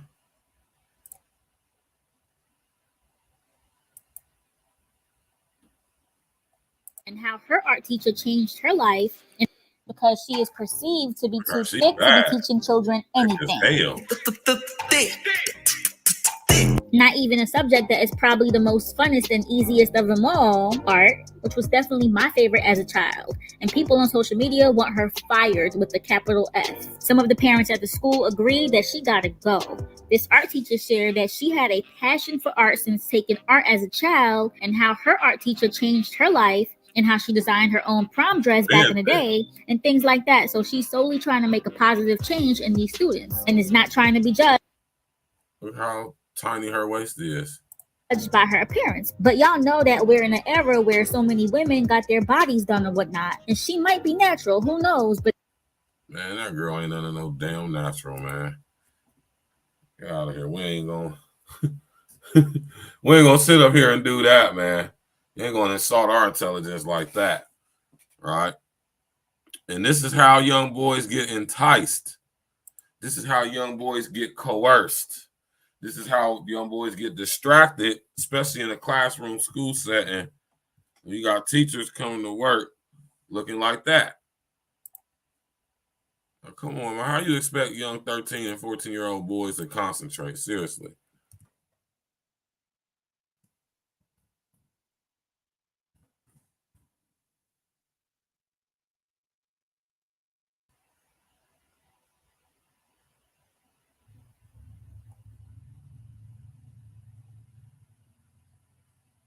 Now, look at that slab.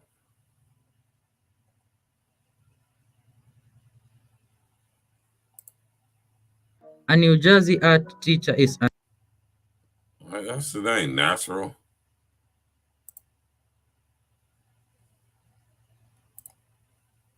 Like, y'all see that, man? I mean, goddamn, man. Seriously. Seriously, y'all, man. Quit playing games with me. Ain't nothing natural about that, man.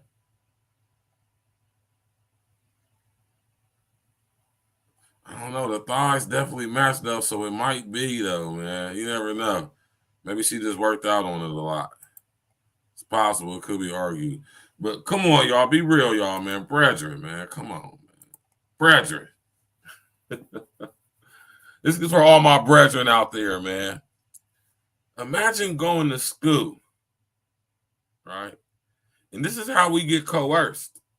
Imagine going to school. Your first day of school. You walking around and you hear everybody whisper, like, you see the new history teacher? You see the new history teacher? You go to history, you walk in and see this. You walk in and see all that with them jeans on.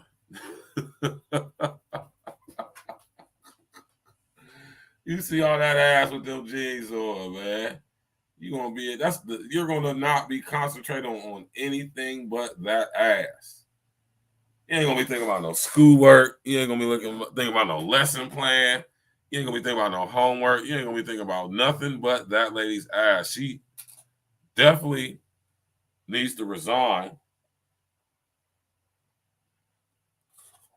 Right? We'll go teach some different kids though, because depending on the age range of kids she teaching though, man, that could be a huge distraction. All right, like middle school, high school, absolutely not. Especially coming to school wearing leggings. Like, come on, man. Like, she's so thick, it don't matter what she wear.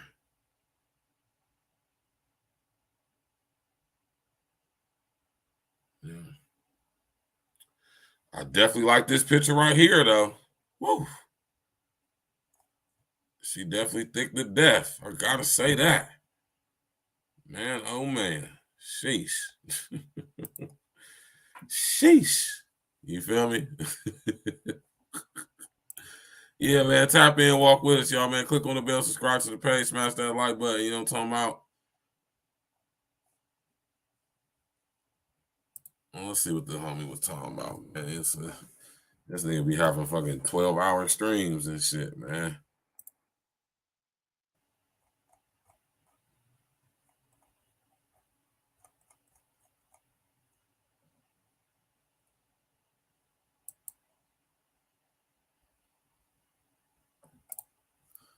Let's do this. Let's go through the article because the article is going to.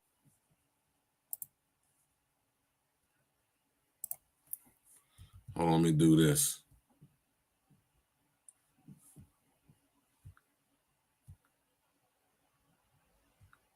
Let's do this. Let's go through the article because the article is going to shed a little bit more light on it. Let me just ask you this. Do you think she should get any jail time at all?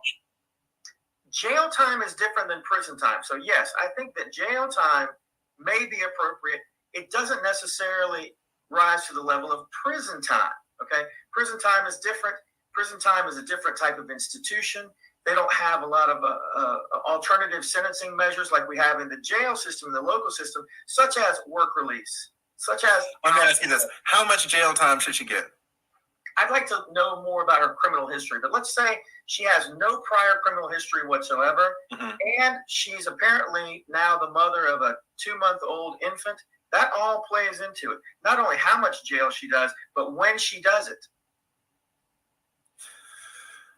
Guys, and listen, as crazy as what my man Arturo is saying, I promise you that the judge in this case probably considered some of the same things, which is why she got this no jail time sentence in the first place. Well, she hasn't been sentenced yet. Sentencing will be in May.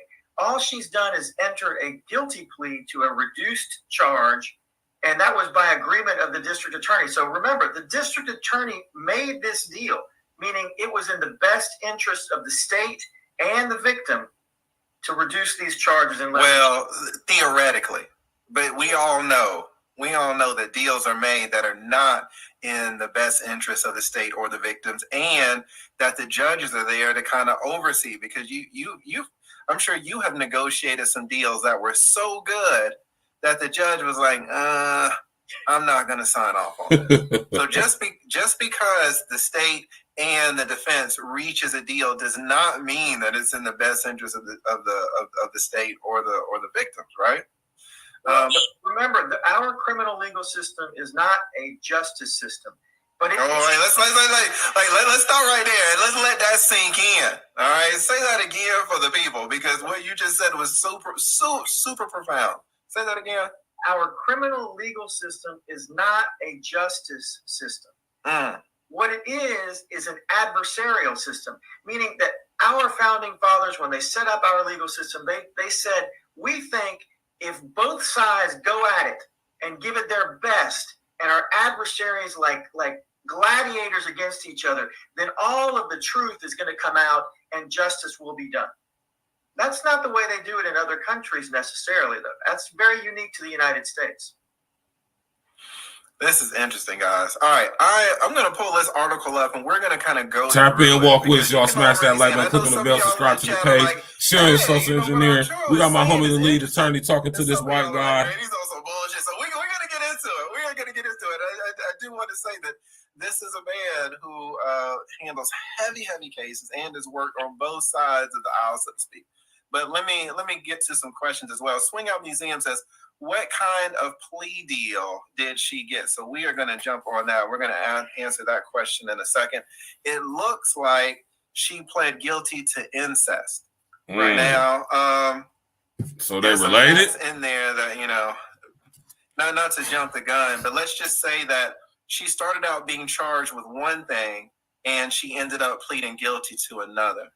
Maybe 0.9% of the time, that's how it happens. Why is that? Why is it a person charged with one thing but then pleads guilty to another? Because the charges initially are brought by the police, law enforcement. Mm-hmm. And to get ahead in the law enforcement game, you have to have experience. And when you get experience in basic little cases, it's not really counted as a stepping stone for you to rise up. But when you make big cases as a police officer, then you have more cachet, more respect. You get appreciation within your department.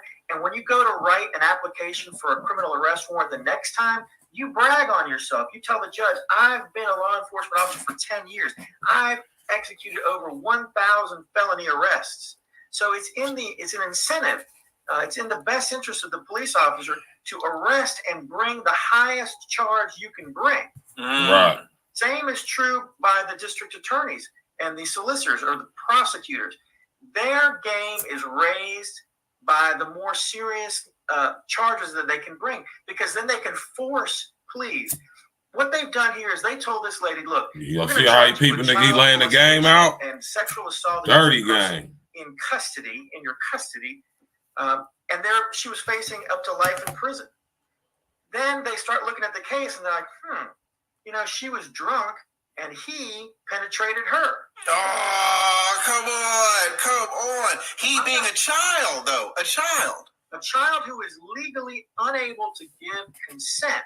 Mm-hmm. But you wouldn't deny that a 13-year-old male is able to commit the offense of rape. Correct. So he is capable of the crime. And Colorado law, just like many other states, including Georgia, Colorado law says when you have intercourse with someone who is legally intoxicated, unable to give their own legal consent, then you have committed a grape. Mm. Oh, did y'all see what he did? Oh, did y'all see what he did? See, these damn criminal defense attorneys. Listen to what he did, because I'll be honest, I didn't consider this. What he's saying is like, listen, guys, there was a plea deal, and in the vast majority of cases, there are plea deals. And one of the reasons that there are plea deals is because sometimes the state doesn't have enough evidence to actually get a win, in a high percentage of certainty. So what they will do is that they'll plead it down so they don't necessarily have to go to trial and roll the dice. He's saying, well, what if the argument could be made that he was 13 and he actually raped her because she was drunk, and since she was drunk, maybe she couldn't give consent, so he actually took advantage of her. You see how they're trying to twist it? See how they're trying to flip it? Dirty game, man. It's a dirty game out here, man. Do y'all realize what they're talking about right now? So as an underage boy, if you was to engage in consensual, although manipulated, sexual acts with the adult woman, if she is under the influence, you and even though she coerced you, if you engage in sexual relations with her, penetrating her, you could be hit with rape.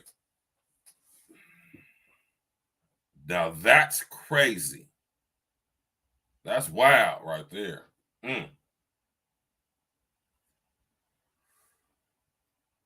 That's wild. That is wild. Right? Put a 1 in the chat if you think when women commit sexual acts, they should be prosecuted to the fullest extent of the law. Put a 1 in the chat if you agree with that. Put a 1 in the chat if you think that when women get convicted of sexual violation charges, they should be hit with the fullest brunt and extent of the law.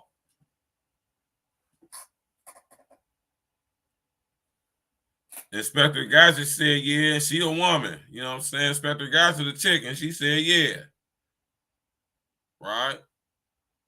What's up with you, Inspector Gadget, girl? How you doing? to the fullest extent of the law. Why not? Shit, if it was one of us, we'd get trimmed.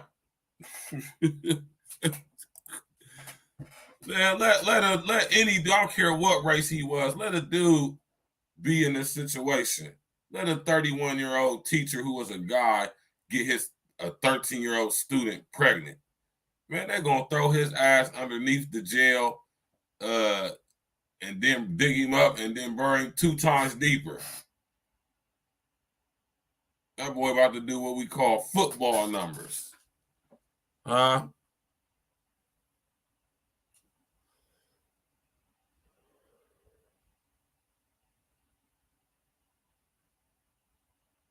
Yeah.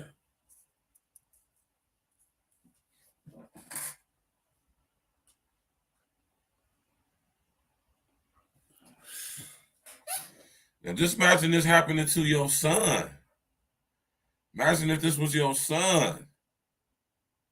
Now, we can sit up here and say and hold to account the parents in this situation, right?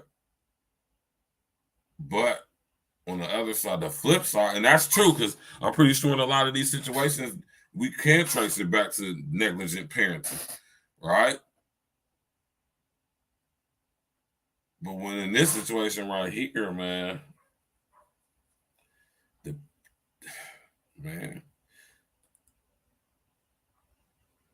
it was his teacher when I was in school, right? I don't even remember his damn name, man. I'm trying to remember his name. Black dude.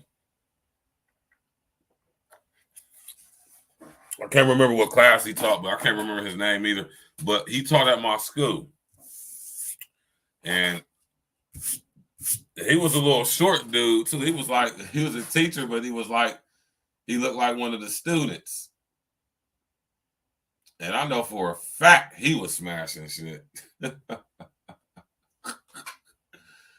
Oh my God. Even if you 23, 24 as this teacher, you fucking with high school kids, that's creepy. It's weird. All them grown women you could be messing with, you want to mess with some young broads.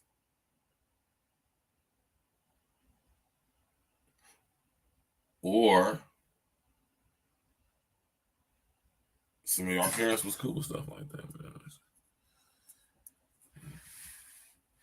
Some of us were sexualized by our very parents.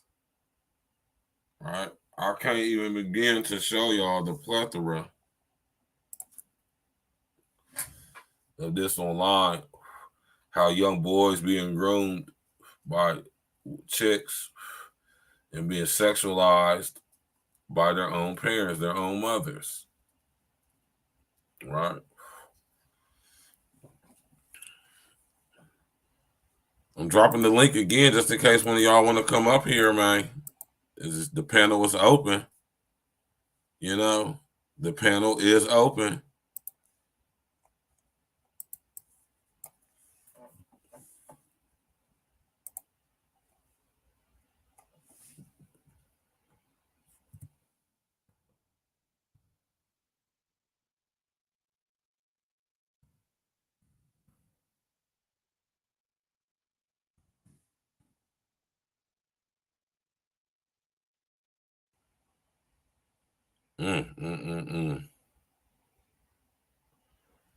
Female sexual offenders, or FSOs, are amongst the most radically unrepresented sexual offenders in the criminal justice system. Hold on, let me highlight this for y'all real quick, man. Y'all gotta read this, man.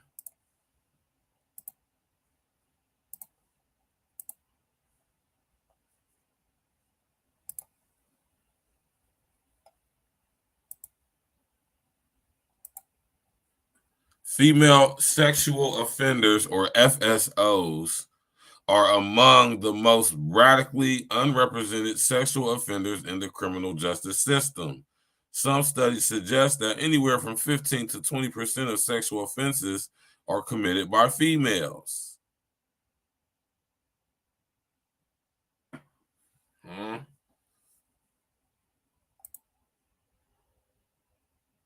crazy, right? These numbers is insane, right?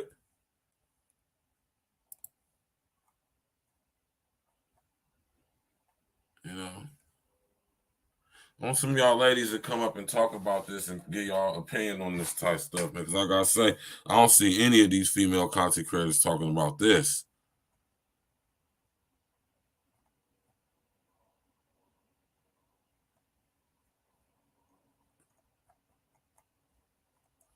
Any of them.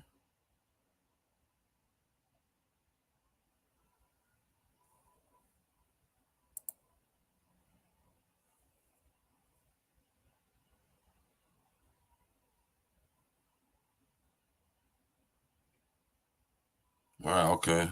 I see it now. Okay, that's cool. All right.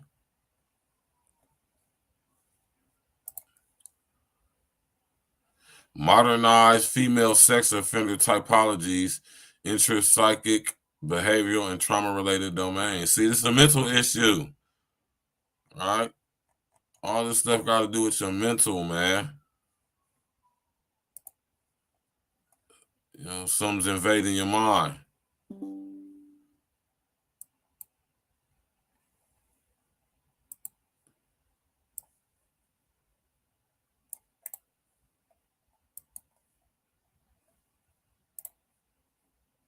Yeah, man.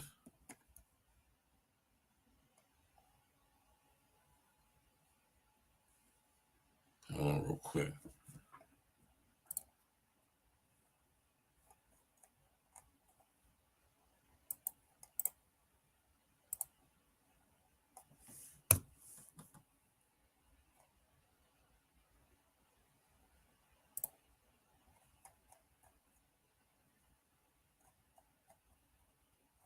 Yeah, man. These female sex offenders, man, it's more prominent than what we would be willing to even admit and accept. I know, right? Ken, that boy, that's why I'm having the show tonight, because I'm like, it came across my table so much. I'm like, whoa, this is like a thing. Right? This is like a thing.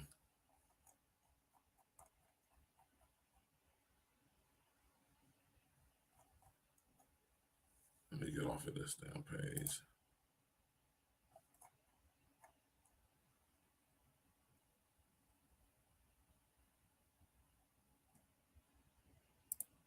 Yeah, man. A lot of y'all chicks is creeps out there, man. It just is what it is, man. We ain't gonna sugarcoat nothing over here, man. You know what I mean? Ooh, what are the traits of a female sexual predator?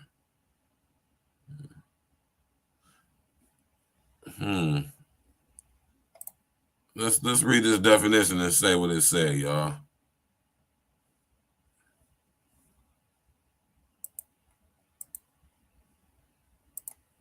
Let's read it and weep, so they speak.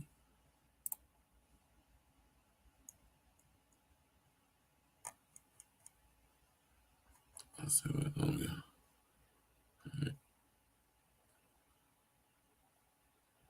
All right. The traits and behaviors that stood out for females included impulsivity. Hold on, ain't it? What are the traits of a female sexual predator? The traits and behaviors that stood out for females included impulsivity, lack of behavioral controls, sexual promiscuity, criminal diversity, deceitfulness, and lack of a realistic goals. Damn. How many of y'all how many chicks fit underneath that description, man? Hold on, let's run that back, man. Let me read that again, man. That's wild. All right. That's wild. What are the traits of a female sexual predator? The traits and behaviors that stood out for the females included impulsivity, lack of behavioral controls, sexual promiscuity, criminal diversity, deceitfulness, and a lack of realistic goals. All right. Josephine, what's up, baby? How you doing? Y'all know what it is, man. Listen, man, hit that link, y'all. I want some of y'all ladies to come up here and speak on this, man. You know what I'm saying? This is a more prominent thing than what we would ever imagine and being led to think or not think, for that matter, because this is something that don't get discussed.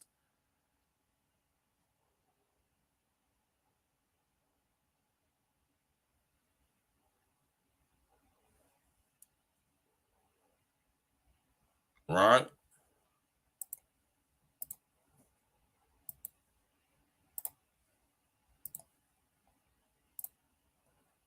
You feel me? This doesn't get discussed. And I understand because it's disgust that's filled with disgust. The traits of, listen to this, y'all. The traits and behaviors that stood out for females included impulsivity, lack of behavioral controls.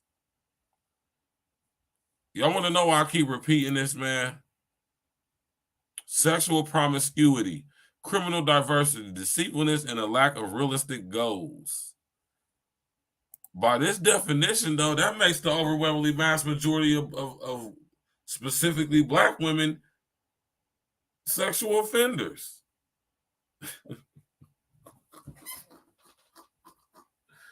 By that definition right there, most of y'all are sexual offenders, or what they call FSOs. Ain't that something, man?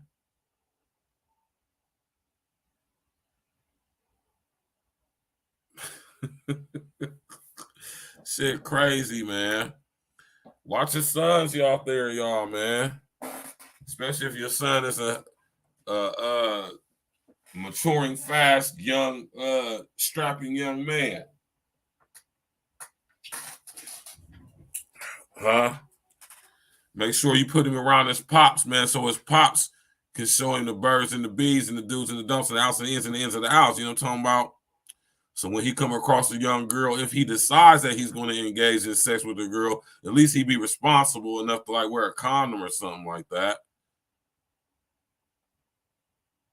You know, teach the little nigga about, you know, not eating box, not letting no girl sit on your face.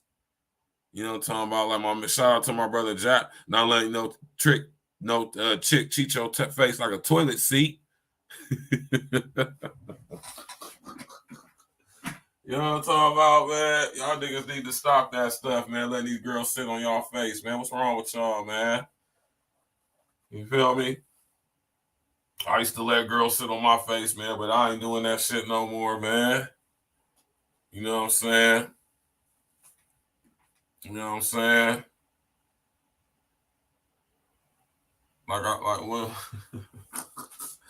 Well, let me find it real quick, man.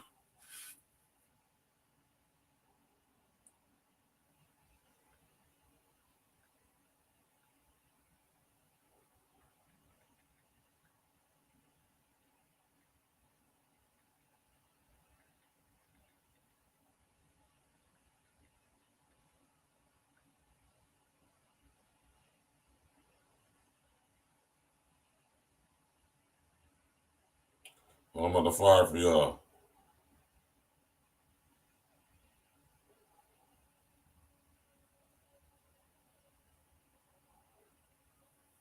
Okay. Hold on real quick.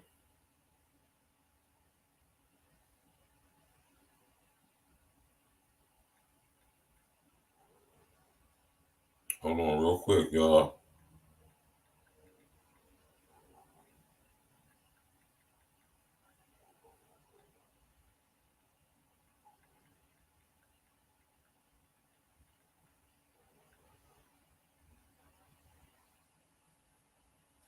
Right? You know what I'm saying, man? Y'all, man, what y'all talking about, man? You know what I mean? Listen, I'm about to pull this up on the screen. I'm about to pull this up on the screen for y'all real quick, man. You know what I mean?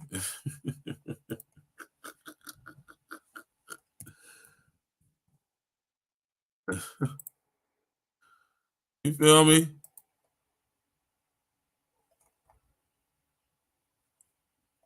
Right?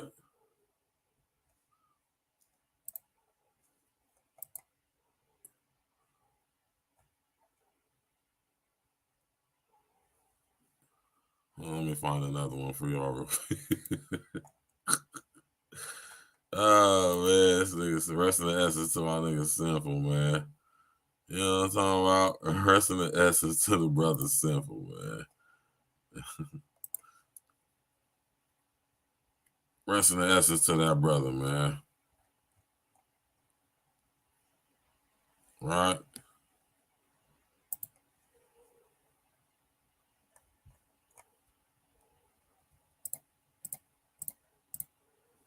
Right? Let me pull this up on the screen for y'all, man. All right. Just a reminder for all of y'all, man, who might tend to forget every now and again, man. You know what I'm talking about? Because we got to take it to scriptures on them, Uncle Diggity. You understand what I'm saying, brother? Hey, man. Oh, taste and see that the Lord is good. Blessed is the man that trusteth in him. Right? Psalm 34:8. You know, that's Psalm 34:8, y'all. You feel me? That's Psalm 34:8. Oh, taste and see that the Lord is good. When the verse was said, that wasn't talking about that girl coochie, man. This ain't talking about that man's butt, pause, or that girl's booty, pause. Right? When it say taste and see that the Lord is good, it ain't talking about, you know what I'm saying, you giving that sloppy toppy, girl. That's not what the verse meant, man. That ain't what that meant, man. Y'all tripping, man. Stop eating them girl coochie. Stop looking on them girl coochie and looking on them girl butt, man. Y'all stop that stuff, man. That's blasphemous, man. That's blasphemy, man.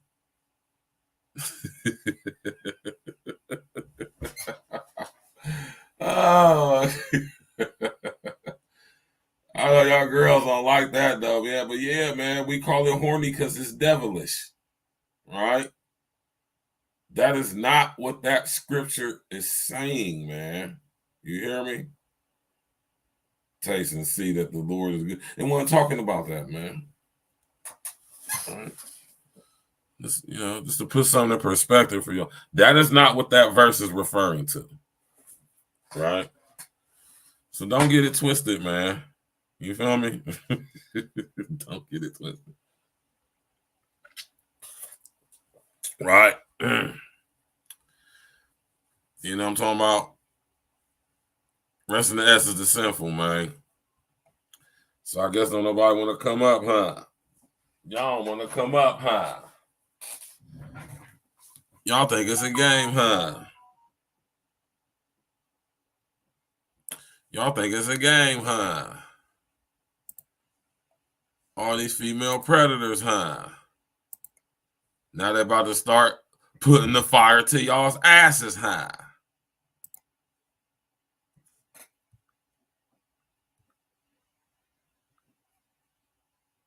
Oh, these damn criminal defense attorneys, man. That's the law. That's the law, Lee. And for your listeners and your watchers, I want to remind people about the hurdles that the prosecution is expected to jump over. They have to prove their case beyond all reasonable doubt. That's a very, very high standard. The question is not, did she do it? The question is not, did she take advantage of him? She did. The question is not, should she be punished? She should. The question is, can the DA guarantee that they're going to convince 12 people who don't know anything about law that she is guilty of a crime? Because if they think she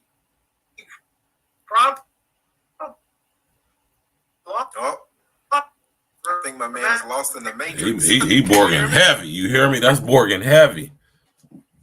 It's all good, Uncle Diggity, man. You can go watch the playback, man. I think your Wi-Fi was kind of going in and out. What's the last 15 seconds of what you just said? I was just saying that the burden of proof for the prosecutor is very high. It's not good enough that they convince the jury that she probably did it. They have to prove that she did it, and there is no reasonable theory other than her guilt. It's a very, very high standard. And if they fall just short of that pole vault, no pun intended, then the law says you must acquit. Interesting. So what my man Very is saying interesting, is man. this isn't such an open and shut case as it appears. Uh-huh. Even though you have a 13-year-old boy who impregnated a 31-year-old woman who admitted to being drunk and doing it in her car where, you know, the victim just couldn't give consent. Right? So now you got this girl trying to play victim. This what was her name? Serrano, Andrea Serrano.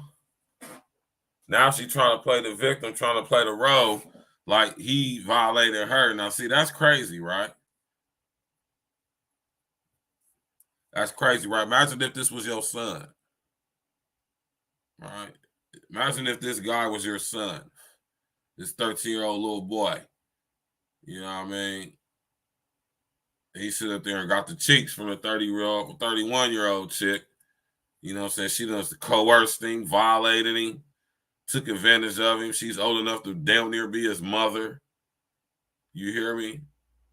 And she done sit up there and violated him like that, and now trying to flip it to like he assaulted her because she was drunk. Oh my God, man. Just imagine that, man. That's crazy. That is absolutely insane.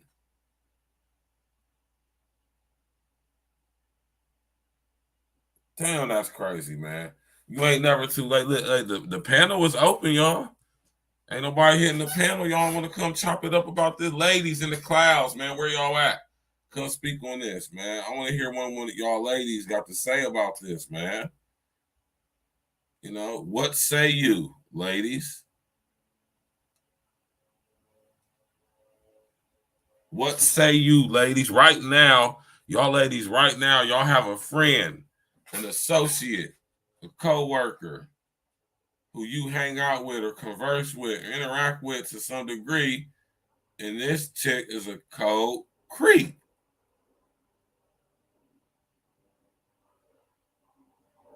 Right?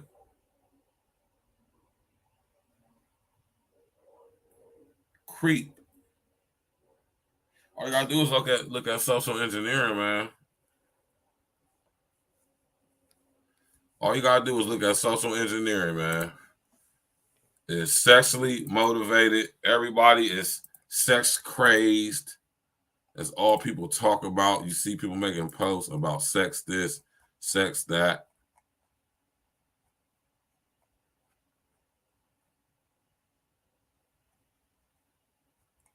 Right?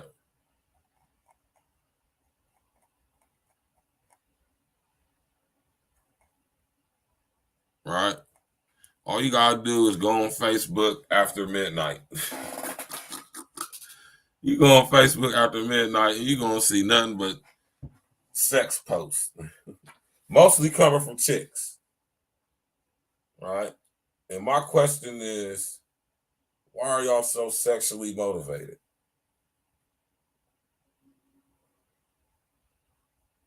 Women are supposed to be chaste, not sexually liberated.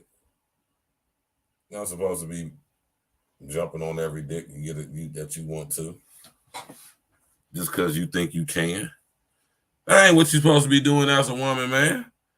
You ain't supposed to be sowing your royal oats, catching bodies. Man, you see the video of these girls talking about the bodies they got, man. And listen, man, listen. You got a son, man, and it's a babysitter coming through, man. You might want to be weary of that, man. Yeah, Instagram is terrible for real. And when it comes to that, though, Instagram is really messing people's minds up for real, y'all, man. I want y'all to understand what Instagram is doing to people's minds, man. right? Instagram is designed specifically and strategically to reduce you to a 6-year-old in your thought processes. Reduce you to that of a 12, 13-year-old little horny ass boy. I look at them pictures of them girls on Instagram, man. Them niggas be in there, oh, you're so beautiful. Thousands of people making these girls insane. And I'm telling you, man, this thing with these female sexual predators, man, is way more prominent than what we would be willing to accept as being what it is, man.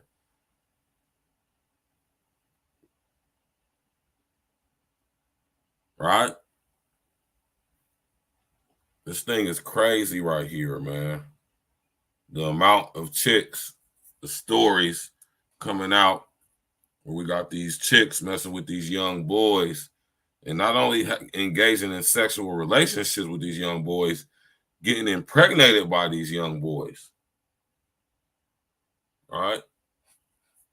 This is the results of a hyena society.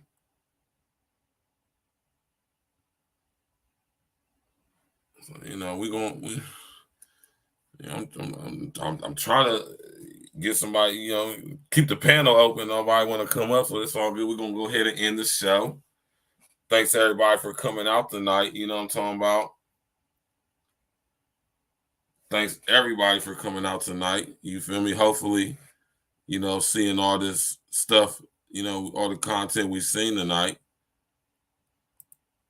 Hopefully, you know, we shed some light on some things.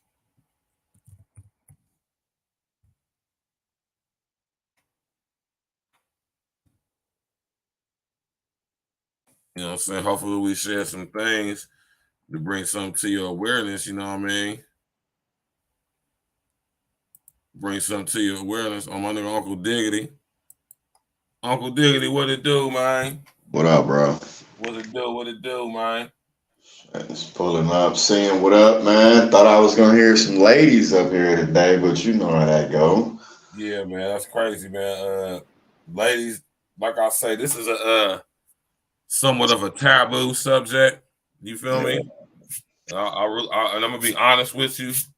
I really wasn't expecting no ladies to come up because, you know I understand how sensitive a subject this is, and one thing we all do know that it is hard for chicks to take accountability and hold up to scrutiny. You know, a lot of chicks then probably participated in this type of behavior at some point. You know, that whole thing with this whole cougar thing. The whole thing with the cougar, that's crazy. You know what I'm saying? Because if it was on the, like I said, it was on the other foot, it's look with a look of disdain upon it. But when it comes to females, like I said, this girl ain't even going to jail, man.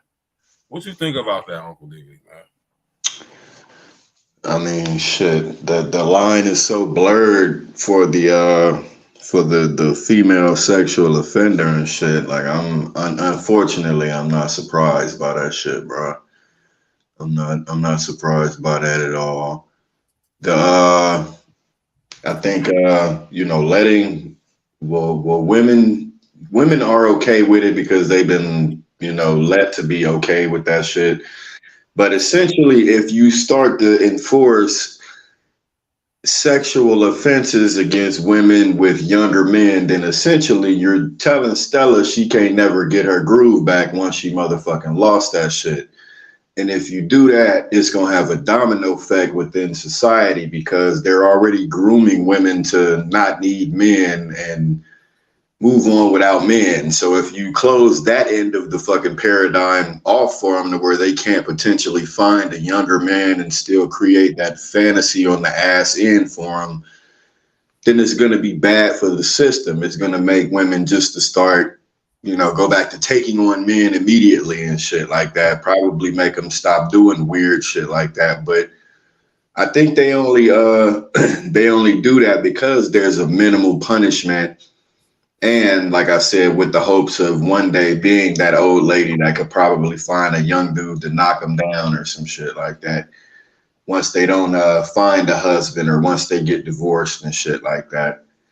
I just think the shit is weird. It's weird. I mean, as a man, you know, we all for getting some pussy. I mean, no matter what the age is or whatever. Right. But some of that shit looks spooky as fuck, bro. When you 20 something and you know you got a 40, 50-year-old, a 60-year-old broad or some shit, or yeah, man. You know, you fucking old bitches on Pornhub and shit like that. Nigga, that shit is weird as fuck, bro. Like, that don't even, as a man, you shouldn't even want to do no shit like that. But, you know, like the video shows, they put these bitches in these places with these little BBLs and shit like that. And it's really, it's really tempting, man. I think there should be like a criteria of something like for teachers, like it's a criteria for flight attendants and shit, like how she got to have a nice thin frame and shit like that. Like there should be a bodily criteria for fucking teachers, man. You don't come in this motherfucker looking like you just jumped off the pole, even though you fucking got on slacks and a t-shirt. Like, bitch, you too curvy. Like we got little pre-adolescent or puberty fucking boys, you know, young boys in here, and you coming in here like this, like of course they're not gonna pay attention. Like at all. It almost makes it look like y'all threw this bitch in there so the boys would fail, so they wouldn't pay attention and shit like that. So, yeah, I mean that shit is just, you know, it ain't enough ramification for the shit they do and shit, unfortunately and shit. And then, you know, they need the government to tell them it's wrong. Like you try to tell them fucking with younger niggas is wrong, and they really look at you like they don't understand how it's wrong. Like, you know, well, you know what I mean? Like it's fucked up. It's a poisonous mindset out here, bro. Like the women just have no fucking, when it comes to that, especially, they don't have no fucking logic. Like when you're young, it's weird. Like let's say the sixth grade boy is getting babysat by the, you know, 9th grade girl, 10th grade girl or some shit like that. She's actually, you know, her little flower burning and shit. So she eager to feel something around the area and shit like that. So she in here with this little boy and shit, you know, her cooch done got the cooching and shit like that. And now he got a finger up in there with some shit or squeezing the titty or whatever. Like they both trying to, really it's not hit. Yeah, but you know, she's the fucking, you know, you're the elder in this motherfucking scenario. So you have to be the one responsible for what's going on. But, you know, let's say the cat got out the bag, they would totally blame the little boy or figure out how to blame the little boy, knowing it was the little girl. Like, you know what I mean? Exactly. That's what's fucked up about the game, bro. That shit is fucked up. And just like in this case, this situation right here, they're trying to flip it on the little boy. Like he's the motherfucking predator. Like he's the offender because talking about some she was drunk. Kim, that boy, what's good, man? You can you hear me? Yeah, we can hear you. Man. Go ahead and speak on it, man. What you got to say, young brother? Nah, this is crazy right here. So like they're really trying to flip it on the kid, and like so like the kid, they're saying that he could possibly get time possibly for maybe. If she was so-called intoxicated. Right. And you know the bitch ain't trying to go to jail. First thing she gonna do is throw it on the little dude. Like, no, I will. You know what I mean? She ain't trying to do no jail time. So at all. Damn. No jail time at all. Of course he's not. Wow. It's crazy. That's shiesty. Super shiesty, man. Just imagine, y'all. This could be your son, man. Man. And like I say, man, like I said, even though, you know what I'm saying, us as being young men, we're going to probably consent and go. That don't make it right. No doubt. Nigga, ain't no doubt. That don't make it right. That don't make it right to be coerced or be seduced by an older woman to take advantage of you being a young boy and knowing that you sexually motivated, sexually driven, especially at the age of 13, 14, where we were just horn dogs, or we could just be in school and thinking about something and the wind blow and we just brick up and type shit. And you a pretty thick ass teacher and you coming on to us, seducing us. Yep, essentially, y'all motherfuckers is derailing them kids early with that shit, man. I mean, Yeah, man. That's all it's funny part of that the lawmakers, they put these motherfucking things in place acting like they wasn't young before, like they don't know what the fuck can potentially go on in the classroom and shit like that. Like, especially because when I remember when I was a kid, it might have been that one teacher who was a pretty teacher, but that was definitely not having teachers in the school looking like baby girl, man. Baby girl thicker than a motherfucker. I thought I was in the joint looking at a goddamn straight stunting down magazine or something, man. nigga, I had one bad teacher growing up. She wasn't even my teacher. I think she was like a typing class teacher, but she was cute. So all the niggas in the campus used to go by her class and shit and fuck with her. But she wasn't the bitch wore too much makeup and shit. She had a nice little frame and shit. She had like one of them 90s frames and shit. Nice little slim stomach, little perky breast and shit, little nice little booty and shit. But in no way did I have a thick ass motherfucking, you know what I mean? Like, yeah, we never had those. teachers It would always be like a regular right? build. It wouldn't be some IG model looking teacher. Nah. Like, that's the same. Like, oh, girl, come this that's like I'm saying though. Hold on though, y'all. We got just think about this though, y'all, man. Seriously, man. Imagine imagine you come to school, man, right? Imagine you coming to school, man. You feel me? You know what I'm saying? It's the first day of 8th grade, first day of 9th grade, you know what I'm talking about? You coming to school and shit. And it's a good day so far. First day of school, you fresh. You know what I'm saying? Go to lunch, right? And niggas is like, man, you see Miss So-and-so, man? The new history teacher, man? You see old girl, man? You motherfucking walk in this fucking classroom, man.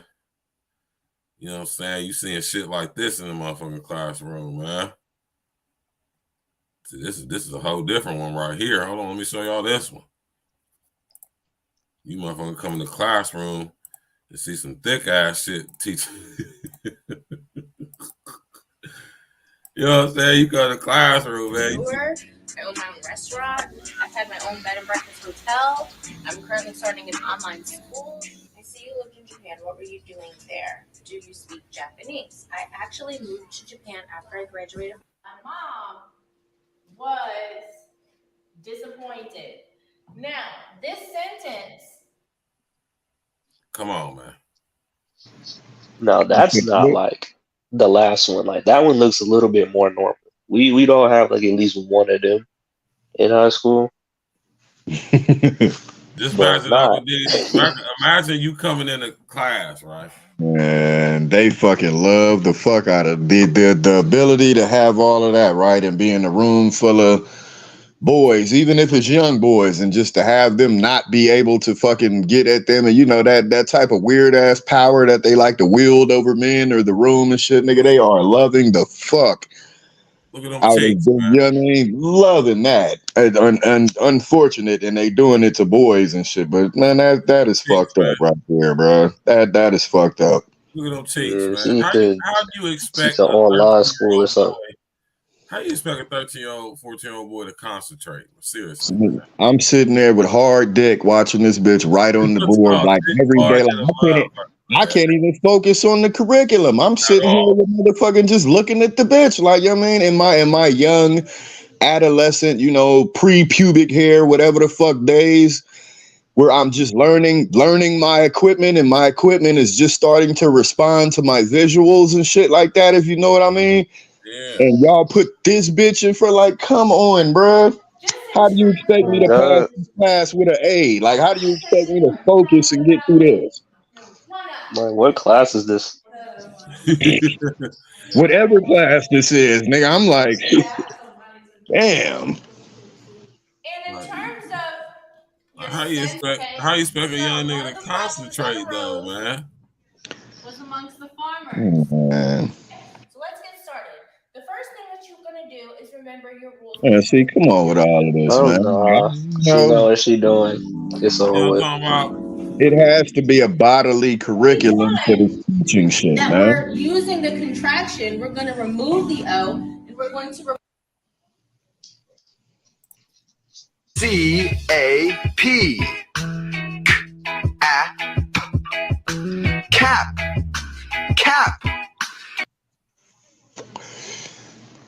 This is all types of These hoes think that shit is funny and shit like that. Like that, you know what I mean? That's weird, bro. Yeah, they have like some sort of like teasing thing going on, but I they'll mean, do it for like kids and shit. It's weird. trust me, man, this is the type of shit this is the type of power over niggas that they love. This could potentially be like one of their fantasies and shit to have one of these and just be in the room where can't nobody fuck with them and shit. Definitely. I first saw it over the summer in a tabloid. Came up in my social media feed. The teacher that should be expelled, I think, was one of the headlines. It was posted about a year ago. It started going viral long after the picture was taken. That's the point I was making. The picture was taken. It sat on somebody's Facebook page, and then all of a sudden, it's out there for the world to judge you. How did you first learn that it was being shared everywhere? Well, people were tagging me. That's how I saw it. The first time that I saw it, I thought it was funny. I thought it was comical. You know how people steal your pictures and they create a meme out of it? So I took it that way in the beginning. I'm like, oh, that's hilarious. Haha, who would try to get rid of me? That's dumb. But it was funny at first. But it was kind of like tumbleweed. It kept going and going and going and growing into something else. In the beginning, when people were tagging me in these things, it was a lot of positive. I'm thinking I'm doing something. As far as like, yeah, I look great. Let me show curvy women how to dress appropriately. So you saw this as body positivity. You're a teacher. It's so Oh, scary shit. to see that the social teacher. Yes. And then it turns into this. A lot of people talk the talk. You're volunteering. Then you Look at that, man. Just imagine you go to school and your teacher got. Seriously though, man. Like, come on, man. And then what she meant to say was when it started out, she was enjoying the motherfucking clout she was getting off of being a teacher with ass. Then once motherfuckers started flipping the script saying, hey, this is inappropriate, then she wanted to run into the victim corner and act like, oh, well, I didn't, you know what I mean? So all this shit is. She want to slap a message on it now. Like, seriously though, ma. Seriously. It was fine when niggas was looking at her ass, like that picture right there. That was fine when she first seen it. Like, oh, ha, ha, ha, yeah, you know, blah, blah, blah. She getting all these shares and people commenting and shit like that. She was loving that. Then once the comments start going sour, that's when it was like, oh, well, oh. That's when it became an issue. It's always the case, man. They love that clout. That's why I say this shit is right up their alley. This is right. This feeds that beast that's inside them. That need to be that attention beast. You know what I mean? That need to be seen. That need to be recognized. Yeah. Now, when I'm looking at this broad, right? I'm looking at her thighs and I'm like, hold on, her shit might be natural, man. I mean, jeans make everybody's shit look right, bro. I mean, it's just something about jeans line up your loose pieces a little better than, let's say tights or some shit. Looking at her thighs, I'm like, her thighs kind of match a little bit though. But yeah, could be argued. This is what I'm saying though. Just imagine you coming to school, right? You 13, you 14, young boy. And you walk in the classroom, my nigga, and see that. Well, she ain't gonna never have to worry about my attendance being fucked up in that class because I'm there every day. That class supposed to be on. I'm there. Niggas is coming every day. I'm there. Day to school every single man early. Niggas gonna be there early. Nigga fuck around and ditch school and just come to school for that class. Like, nigga, shit, I had an appointment this morning and shit. Damn. I'm talking about. You know, we staying after school for the first time. Man. And I can honestly say this though, man. Like, I can understand. Even what Uncle Diggity just was saying, man. Like you gotta be a standard, man. Like, we don't want, it's not so much as discriminate somebody on how they look or how their body is, but it gotta be context to that though. You gotta think though, man. You know, so we can't have no chick shaped like this. Now in elementary school, I would say maybe it's cool, all right. But middle school, high school, hell no, man. You cannot absolutely go in any high school or middle school looking like that. You're gonna be a total distraction to the young boys in the classroom. You're gonna be a distraction. Young boys are, man. Now, I mean, it could work two ways, man. But I'm thinking of the mind frame of a young boy, a young 12, 13, 14-year-old boy. We horn dogs. All we thinking about is some coochie. That's all we thinking about is girls at that point, man. I couldn't even imagine just being in school and having to be put through the torture of being a young boy and having to see that. All right, like that's crazy. She's definitely gonna ruin you moving forward and shit. Fucking around with that shit. You're gonna lose your whole ability to function and focus on shit, man. That's fucked up. I wouldn't be able to focus. I can understand, man. I could just imagine being 13, 14. I would not be able to concentrate on whatever it is she's teaching. I just wouldn't be able to. Nah, hell no. And the fucked up part is she didn't even consider that going to be a teacher. She's not considering the children or the effects on the children. She's only considering her not being discriminated against because she got this fucking shapely body. She's not taking into consideration, okay, well, I'm in here with adolescent boys and shit who may be impressionable. Maybe this isn't the fucking career field for my body type. You know what I mean? Never mind that I want to be a teacher and shit like that, but realistically, if I'm gonna teach, maybe I should be like a preschool teacher or something where the kids are really little and have no concept of sexual activity and shit. But if I'm trying to be a junior high school teacher, then yes, obviously I have no fucking regard for these children's minds because I'm going to come up in here and parade around like a stripper, all for the fucking attention. I'm going to parade around for the attention and penalize them for showing me the fucking attention that I'm in here trying to get. Right. Oh, yeah, I mean, like that shit, you know, that whole world is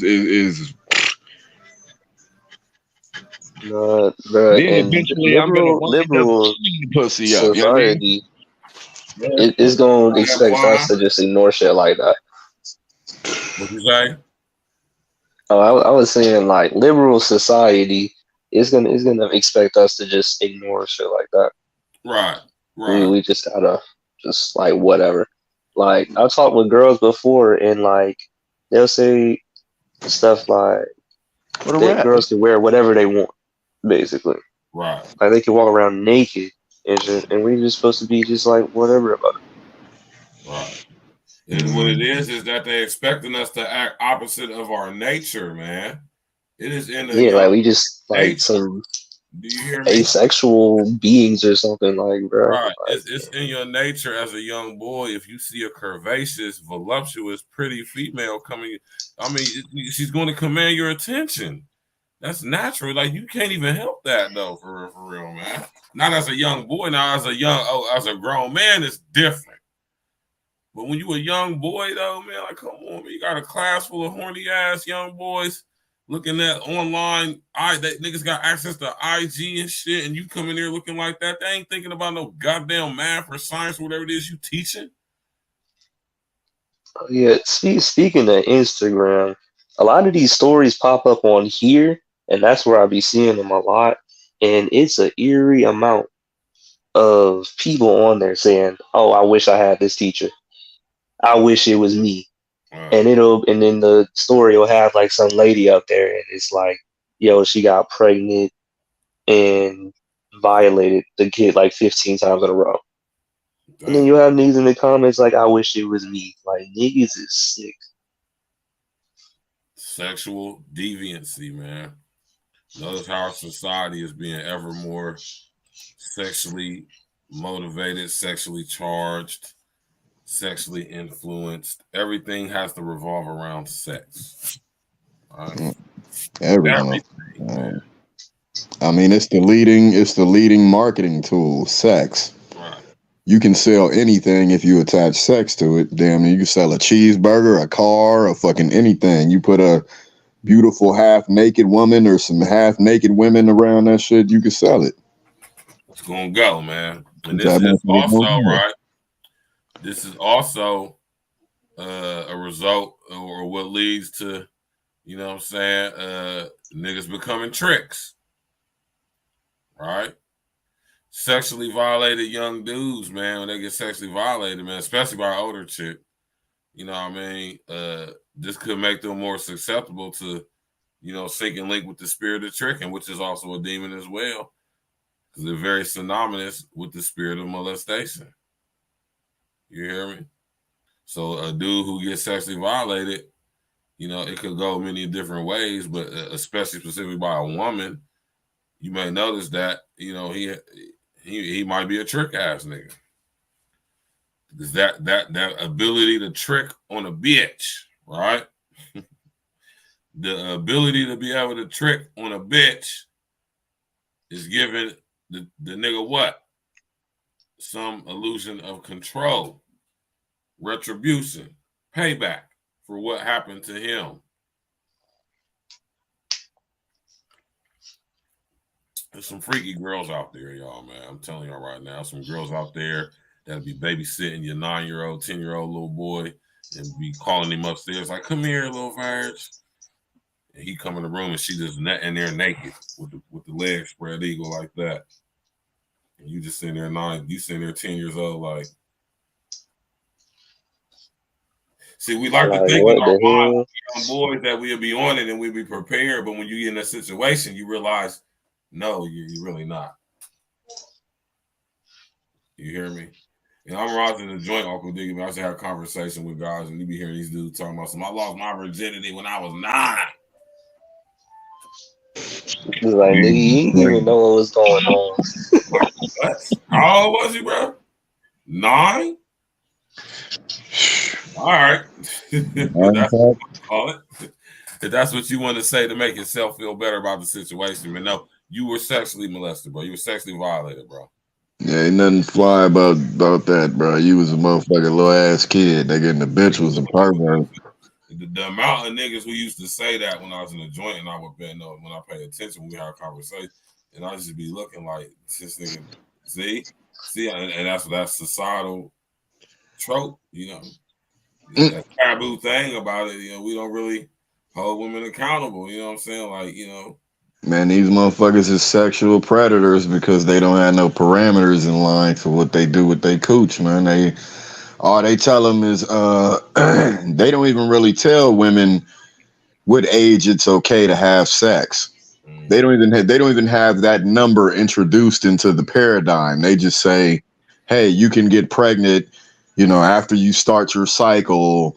You know, hey, women's breasts, girls' breasts develop, you know, around this age and blah, blah, blah. It's almost like they're just throwing out the signals, but they're not really putting anything in place. Like, hey, you shouldn't be having sex until you're this age or whatever like that. And you definitely shouldn't be having sex with guys younger than you when you're this age. Or, you know what I mean? There's no, you know, like men, we know we not supposed to fuck with no broads under 18 if we're a certain age. And even if we're a certain age, 18 may still be too young. So you may want to, you know what I mean? Like there's just written and unwritten parameter in place for men, but there's nothing for women. Nothing. So that gives them the freedom to move around, like that gives them the freedom to move around and do shit and then act like, you know, like get big eyes and look silly when you call them out like, hey, why are you doing that? Because they honestly feel like they don't know. There are no parameters in place that says, hey, you can't do this.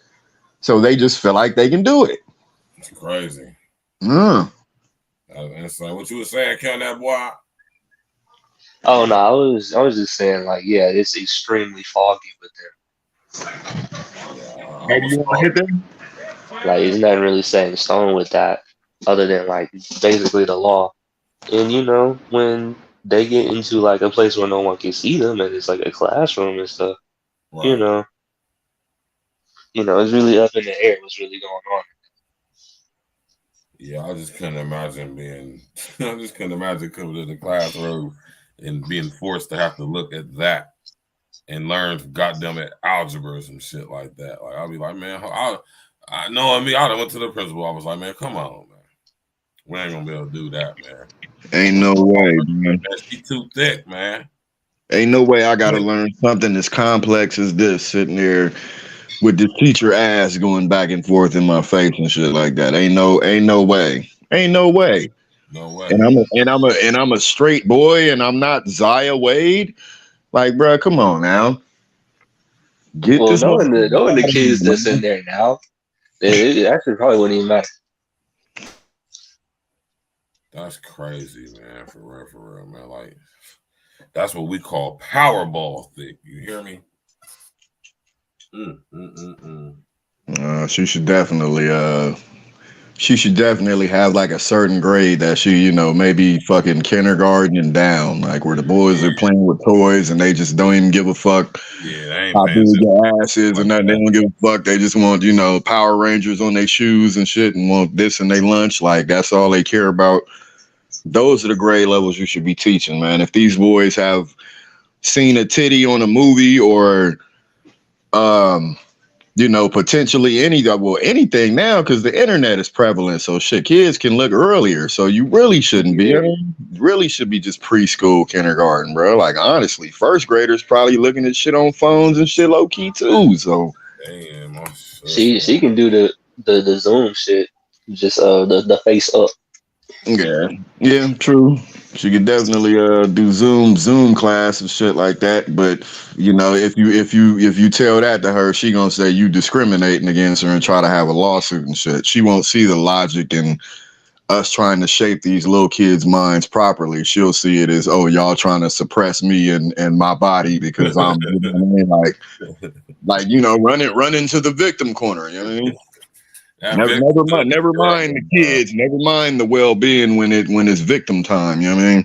That victimhood is horrible, man. We gotta get rid of that victim. That shit is terrible, man. Seriously, man. And y'all chicks, y'all love playing that victimhood card. That shit is horrible, man. You could literally give her a logical explanation. Like, look, you're going to fuck these little boys' minds up with your thick ass, your thick, shapely ass. You're going to fuck the little kids' minds up because they won't be able to focus on the curriculum. You could give her a logical answer, and her answer would be, I don't care. Right. I want to wear what I want to wear. I don't care. I'm going to have to ignore that shit. So. Yeah, man. In closing, Cam that boy, man. We about to go ahead and wrap it up, man. Cam that boy, what you want to say in closing, young brother? Young Cam. So I'll just say, if y'all have children, I don't know, man. Just pray for them, I guess, if they in public school. That's all I got to say. That's crazy because they might be subject to a thick ass young 28, 29-year-old teacher coming there thicker than a goddamn Snicker up in there wearing skinny jeans and fucking waffle print leggings and shit. You know what I'm talking about? That's crazy, man. And then they'll be surprised when they come out of there and the kid's a damn pervert. Yeah, you feel me? Kid over there doing freaky shit. You catch a kid jacking off and shit. Hell no. But or worse, man, they fuck around smashing their teacher and got them pregnant, man. Hell no. Your little nigga done sit up there and made you a goddamn grandpa, man. All right, then, Cam that boy, man. We holler at you, man. Make sure you tap in tomorrow night. We're going in tomorrow night, man. Friday night wrap up E&E Fridays, man. Tap in with us, brother. For sure. All right, then, young brother. Enjoy your evening, man. And the young nigga Cam that boy in the building, man. I like my young brothers come in, tap in with us, and give us their opinion, man. You know, so I got a lot of young brothers that listen to us. They listen to me, they come in here and they add their opinion and they pick up and soak up a lot of game. You know what I'm talking about? Add it to their life. You did, Uncle Diggity, man. Talk to him, man. Another day in paradise, man. I got caught up at a little, was taking a nap and shit, man. I woke up like, oh shit, and the show was damn near over and shit. So I missed a significant amount of it, but enough to determine what was going on, I guess. So,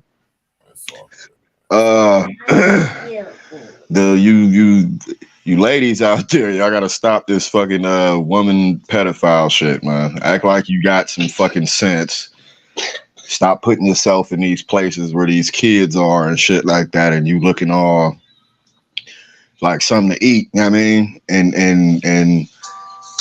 it's not appropriate. You know what I mean, it's a time and a place for that shit, and definitely a school setting ain't no place for no fucking curvaceous ass motherfucking clothes hugging her skin, motherfucking whatever type teachers and shit like that. Like, it's a time and a place for that, bro. And school just ain't one of them. To the lady, I missed the whole report about the lady having the baby with the little Asian dude and shit like that, or whatever. If you touched on that in the beginning, but yeah, that shit was pretty sick. I do remember when that happened, and she winds up getting pregnant by the nigga and don't even get punished or nothing like that. Like, I mean, ain't no parameters in place, bro. So it ain't really shit I can say. I don't want to argue morals with women because they don't exude a lot of moral and shit on a grand scale and shit. So that's kind of like a waste of fucking air and shit. But to those of you that have good sense and fucking wouldn't do no shit like that, you know, help toe the line and toe women back into women's position and shit, because this whole out of order shit, this whole freedom of my body act and fucking all of this weird ass shit, bro, like that it's not cool, bro. It's not cool. Like, it's fun, or I wouldn't even call it shit fun. It's not fun for us. It's not fun for men or boys, because we gotta sit there and motherfucker, you know what I mean, with our hands in our pockets and act like, you know, we're almost training. We're almost desensitizing ourselves in school now. That's almost what it's like. We're starting the desensitization earlier. Like, here, let's put a thick ass IG model in front of the class and shit, a young little 25, 26, 27-year-old bitch with a big old ass and some big titties and a little waist and shit. Let's put her in here with these little boys and teach them that, you know, let's desensitize them at puberty, basically. Right. You know, think about the shit that the world is trying to do to the world. Stop being a part of that shit so fucking much. Think about things, man. Stop and think about that shit, and you know, reassess and move different, man. That's really all I can put on that, man. Really all I can put on that. Yeah, I'm just saying, because I'll just keep looking at this girl's ass, and I'm just like, I'm sitting here 41 years old, grown man, and I'm like, God damn, I could just imagine being a young boy. There ain't no way. Ain't no way I'm in junior high or high school and this my teacher and I'm focusing on what she teaching me. I'm trying to see the panty print through the pants. I'm looking at how the titty jump at the out the bra when she walk and step and shit. Like, I'm looking at all intricate detail. I'm in class for the wrong reason. I'm there for the wrong reason. I'm just gonna put it out there. I'm there for the wrong reason. I'm there. I have perfect attendance in this class and a failing grade, and I'm gonna have to go home and explain why the fuck I have perfect attendance in this class but a fail. You know what I mean, dude? See how frequently this has happened.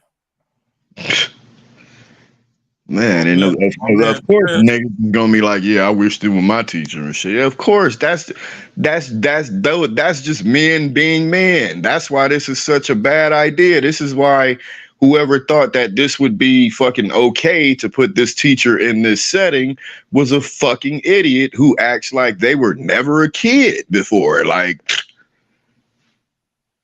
see, we got this just happened. What? This story I'm about to show it y'all. This just happened. What? Fucking 2 days ago. And we have another one.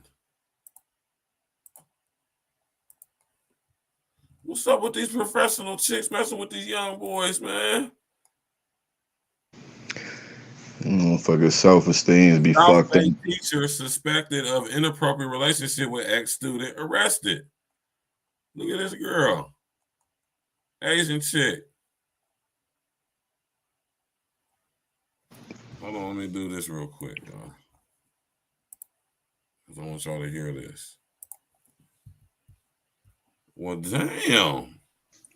A lot of them don't be having no lives, bro. No lives outside of their work. And when that motherfucking coochie get the cooching, just like I always say, they gonna answer the call, nigga. Once that bat signal go up, nigga, they gonna answer the call. You put them in a room full of horny little teenage boys and shit, and they ain't getting broke off at home, nigga. You think they ain't thinking about it? And that motherfucker sitting there with a heartbeat, with a whole heartbeat in it, like, man, come on now. Okay, coochie just a beating. That motherfucker just pulsating. That motherfucker is a techno song in her panties, nigga. Like she's gonna answer the call. Like this is crazy, y'all, man. Crazy. Hold on, I'm about to get the video for y'all.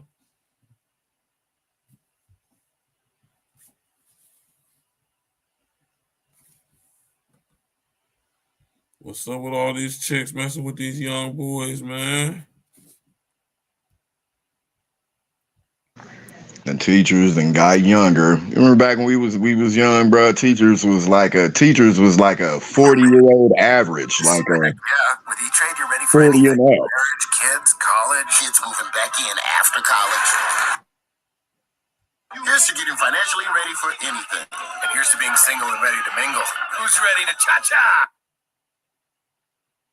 We're talking some breaking news just into the Fox 5 newsroom regarding the National City teacher, recently the Teacher of the Year, who was arrested this week. I know Phil Blair was tracking it from the news feed. Phil. All right, we're talking about Jacqueline Law, 34 years old. She was arrested on these charges involving lewd and lascivious acts with a minor and some other felony sexual assault charges. This is what she looks like here. We can tell you right now from National City PD, they just gave us some new news that they rearrested her today and during a surveillance operation in the 3300 block of National Avenue in the city of San Diego. She's going to be rebooked into Las Colinas Women's Detention Facility. They were continuing their investigation on this case, and as a result of the ongoing investigation, they developed probable cause, in their words, to rearrest her on additional felony charges. Of course, the initial charges involved a 13-year-old child possibly having an inappropriate relationship with the former teacher. Again, she was booked into Las Colinas. She did bail out. She's the sixth grade teacher over at Lincoln Acres Elementary School in National City.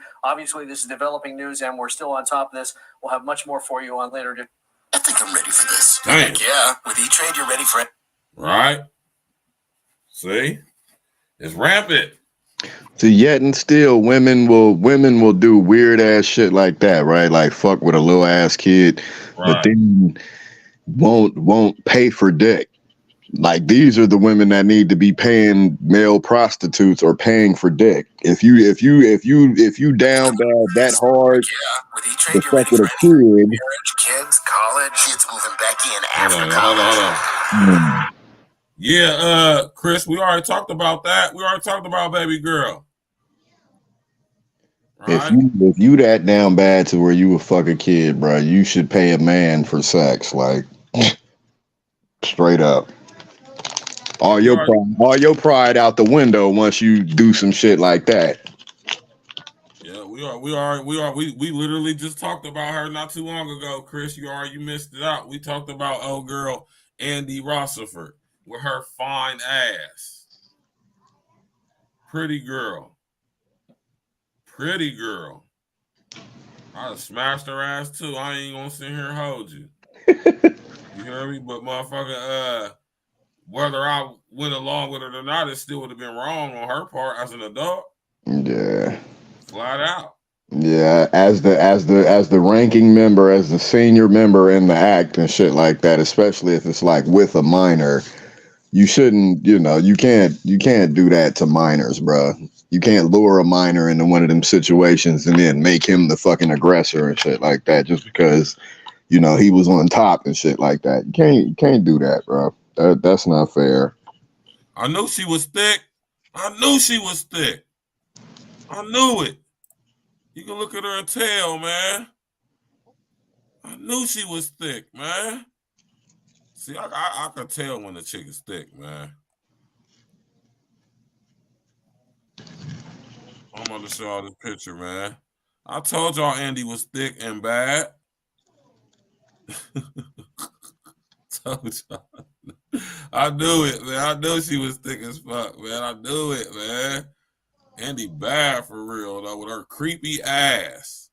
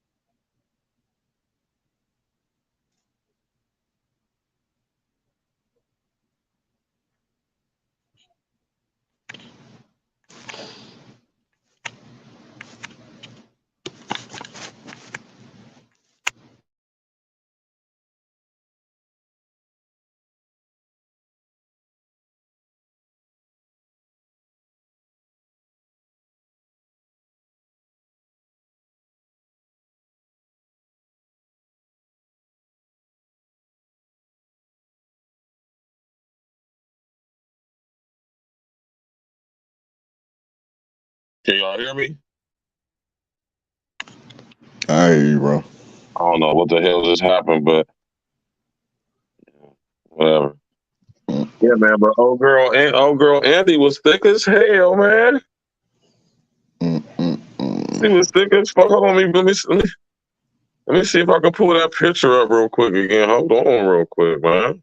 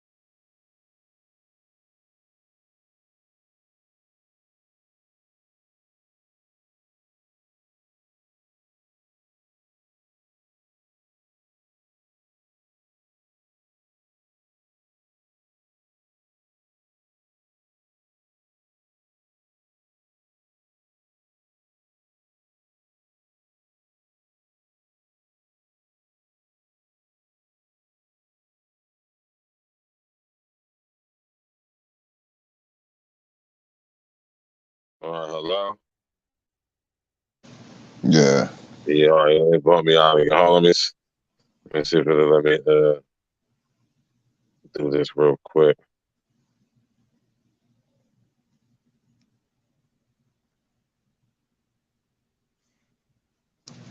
See, that's what's weak about when you do this shit from your phone, man. It don't let you like let you do the extra shit. It won't let you like share your screen and all that stuff, man. That shit weak as hell. You know what I'm saying? That shit weak as hell. I'm about to start my computer because old girl Andy thick as hell. You hear me? I knew it, man. I knew it, Uncle D. Do you hear me, man? Who the hell is Andy?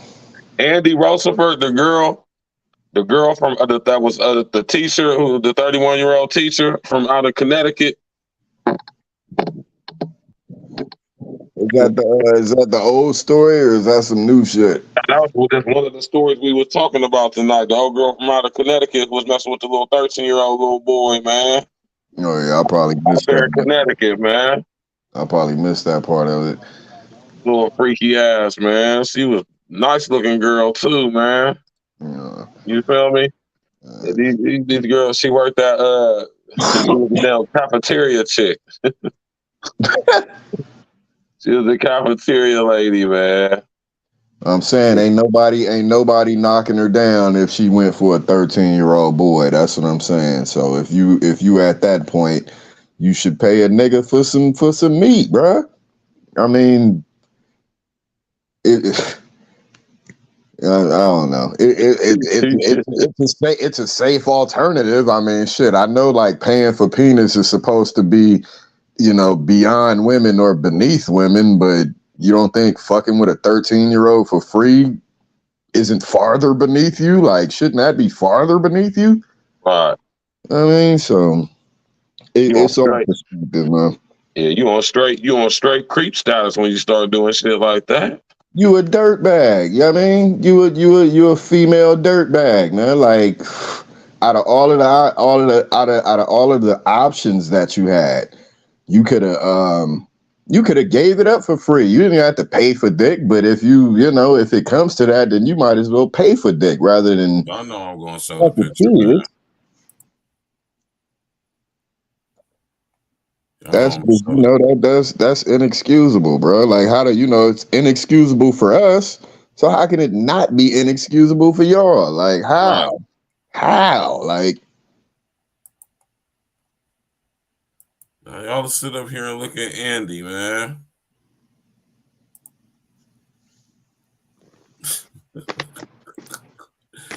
Andy thick as hell, man.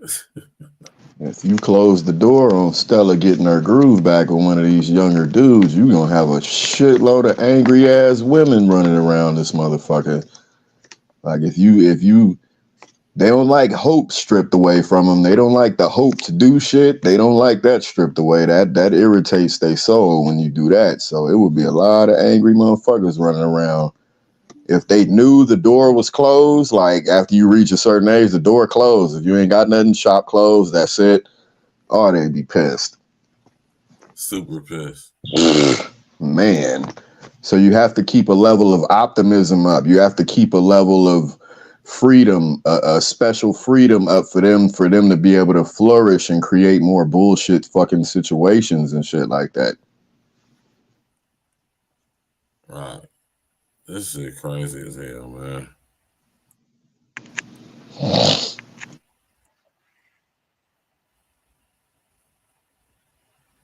I'm about to show y'all right now.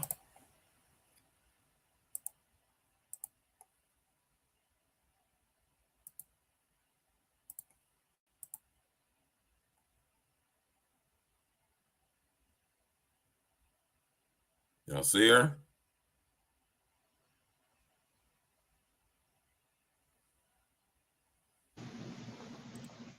Come on. Y'all see that, right? A 13-year-old boy with her pack of Marlboro Lights and shit. Stupid ass bitch. Man, come on, man. This a whole grown ass, this a thick ass woman right here. Like a 13-year-old boy. Like, what are you doing? He ain't got enough pipe. He ain't got enough pipe to do nothing with this, bruh. Look at Andy though. Andy's pretty. She look good. Her self-esteem fucked up. Man, throw all that shit out the Andy, window, though. man. Hey, y'all, hey, fellas, look at Andy, though. She bad. She thick as hell. I bet you that coochie probably good as hell. She fucked this shit. That little nigga was gone. You hear me? I mean, the only thing the nigga could offer is a brand new erection with like a rabbit's endurance or something. I know that nigga. Man, this dude here, man. I mean, I don't know, man. This shit wild as hell, bro. This shit, a 13-year-old, like, I mean, I don't even think he was knocking it down like that, bro. What was she like? She was thirsty to have somebody eat it or something. Like, what? How much could a 13-year-old really do that she could really be turned on by, other than run his tongue across her motherfucking shit a whole bunch? You know what I mean? Even if he did get it up to pipe her down, he only gonna be able to do so much. You know, once the bitch get wet and them walls open up, she probably ain't gonna even feel the little nigga no more. So it's like, you got this little 13-year-old boy sitting there performing fellatio on you for hours and hours at a time just because he don't know no better. Yeah. Right. Yeah. Andy, I told y'all, man. Look at her, man. Not only is Andy thick, she's bad. Like, she looks good. She's a nice looking girl, man. She's not like, she's pretty. You hear me? That's how you know she a real pervert though, because she wouldn't even had a hard time getting a dude. Like, she could have got a dude, right? A man or whatever the fuck. But no, she went and got a 13-year-old little boy. Let that resonate. A 30, you see the bitch, and instead of a man, she went and got a 13-year-old boy. That's a creep. That's a female creep. Pretty, no pretty, whatever the fuck, nigga. Nigga, that's creep show, nigga. That's a dirt bag, nigga. That's a dirt bag, bro. Let's just call it what it is. Yeah, and that's how it be with the pretty girls too, man. If that were one of us grown ass handsome men, if that were one of us grown ass handsome men with a 13-year-old girl, they would be cooking the shit out of us. Cooking us. No questions asked, hands down. Why? Because there are parameters put in place that says, hey, men, you ain't supposed to do this motherfucking shit, so don't do it. So it's accepted by society. But women don't have that same parameter put in place. So when it happens with them, we got to kind of scramble to figure out, well, what we gonna do? Like, what should we do? Like, yeah, that's fucked up. That's a cold little trick bag, man. Cold little trick bag.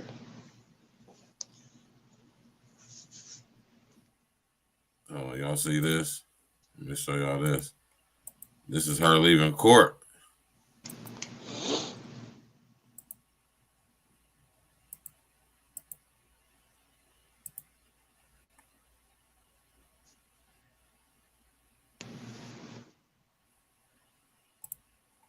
You got Andy leaving court with that pantsuit on, thick as hell.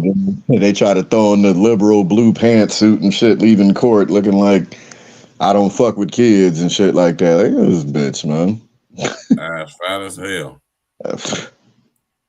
That's crazy as hell, man. Yeah, exactly. That's the thing. That's crazy. That's crazy right there. Since Satan, Lucifer was beautiful, man. He was real. He was extremely beautiful. Look at him. You know what I'm talking about? So this is crazy right here, though, man. You know what I mean? I just wanted to have this show tonight, man, just to put on display, man. You know what I'm talking about? That this thing right here with female sexual predators, especially specifically when it comes to interaction with young boys, this is a lot more prominent than what we would even be willing to accept as being so. This is a thing. Clearly, I mean, we went through like 3 or 4 cases just tonight, different cases.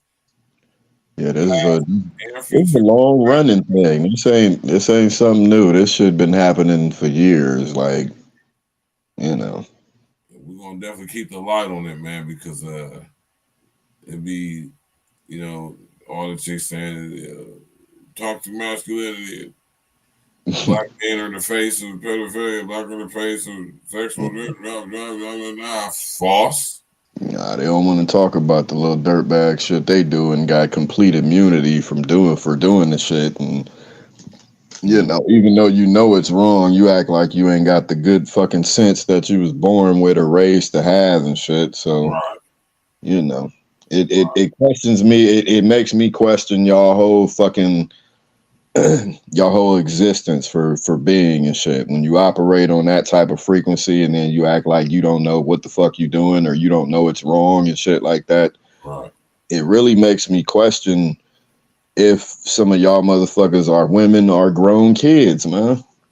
Just like y'all would say about men and shit like that. Like, some of you women can be motherfucking grown ass motherfucking kids too.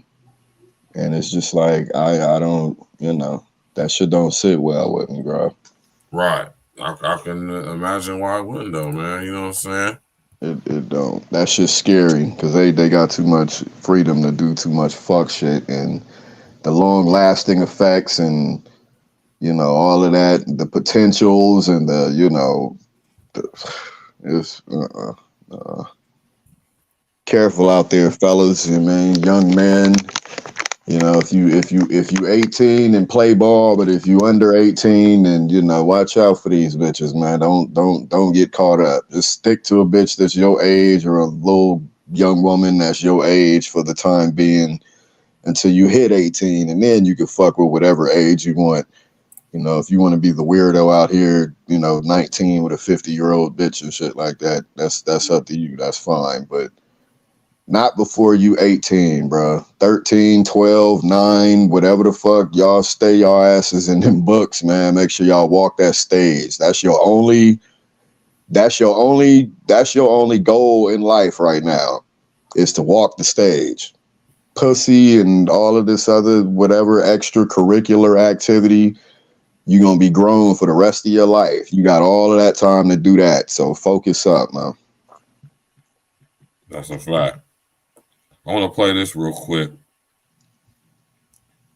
You know what I'm saying? Matter of fact, I can play it because my nigga Red did this shit too. Yes. Get up here talking shit about men, knowing that you got to paying all the governed by them through all of their stuff. I take care of a house from a woman like. Hold on, let me just play this then. Nigga Red. Here go you stupid ass men showing yourself, right? Here you go showing yourself, right?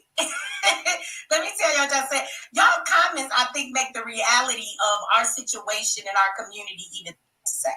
Some of those, and there ain't short enough clips that you'll be. I hear you, brother. This is what you have to remember. The average black woman in America don't get no older than about 14. So just talk to her and deal with her like you're dealing with a 14-year-old. Don't come at her like you're dealing with an equal, because she's not going to be able to accept that. You got to go way back. And we cut off at about 14 or 15. We don't develop and mature no further until we get some new information and accept some different information. Look at a lot of my lectures on YouTube. That's people have put everything I got out there just about. And she's talking like this. Now, think about what Shahrazad said right there, right?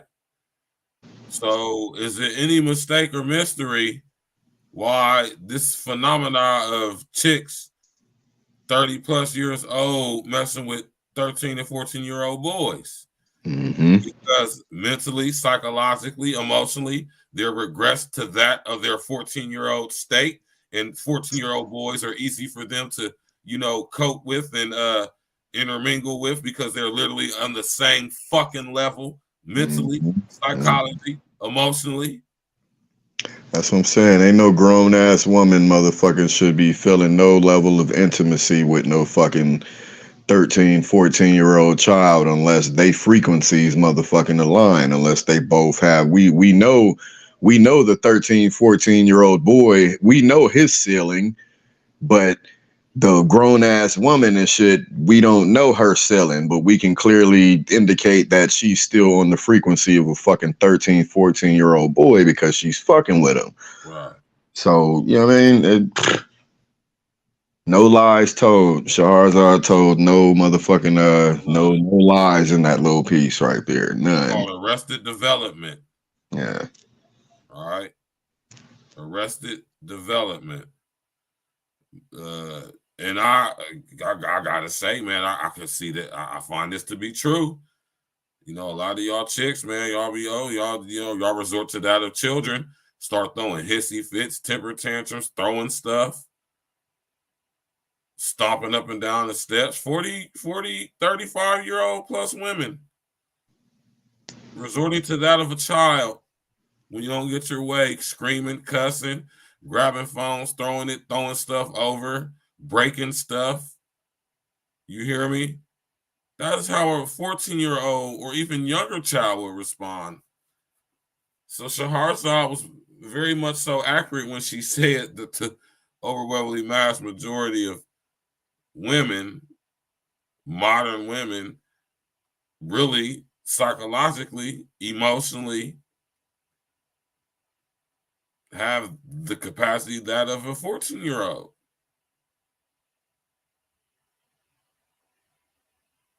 It's a fact.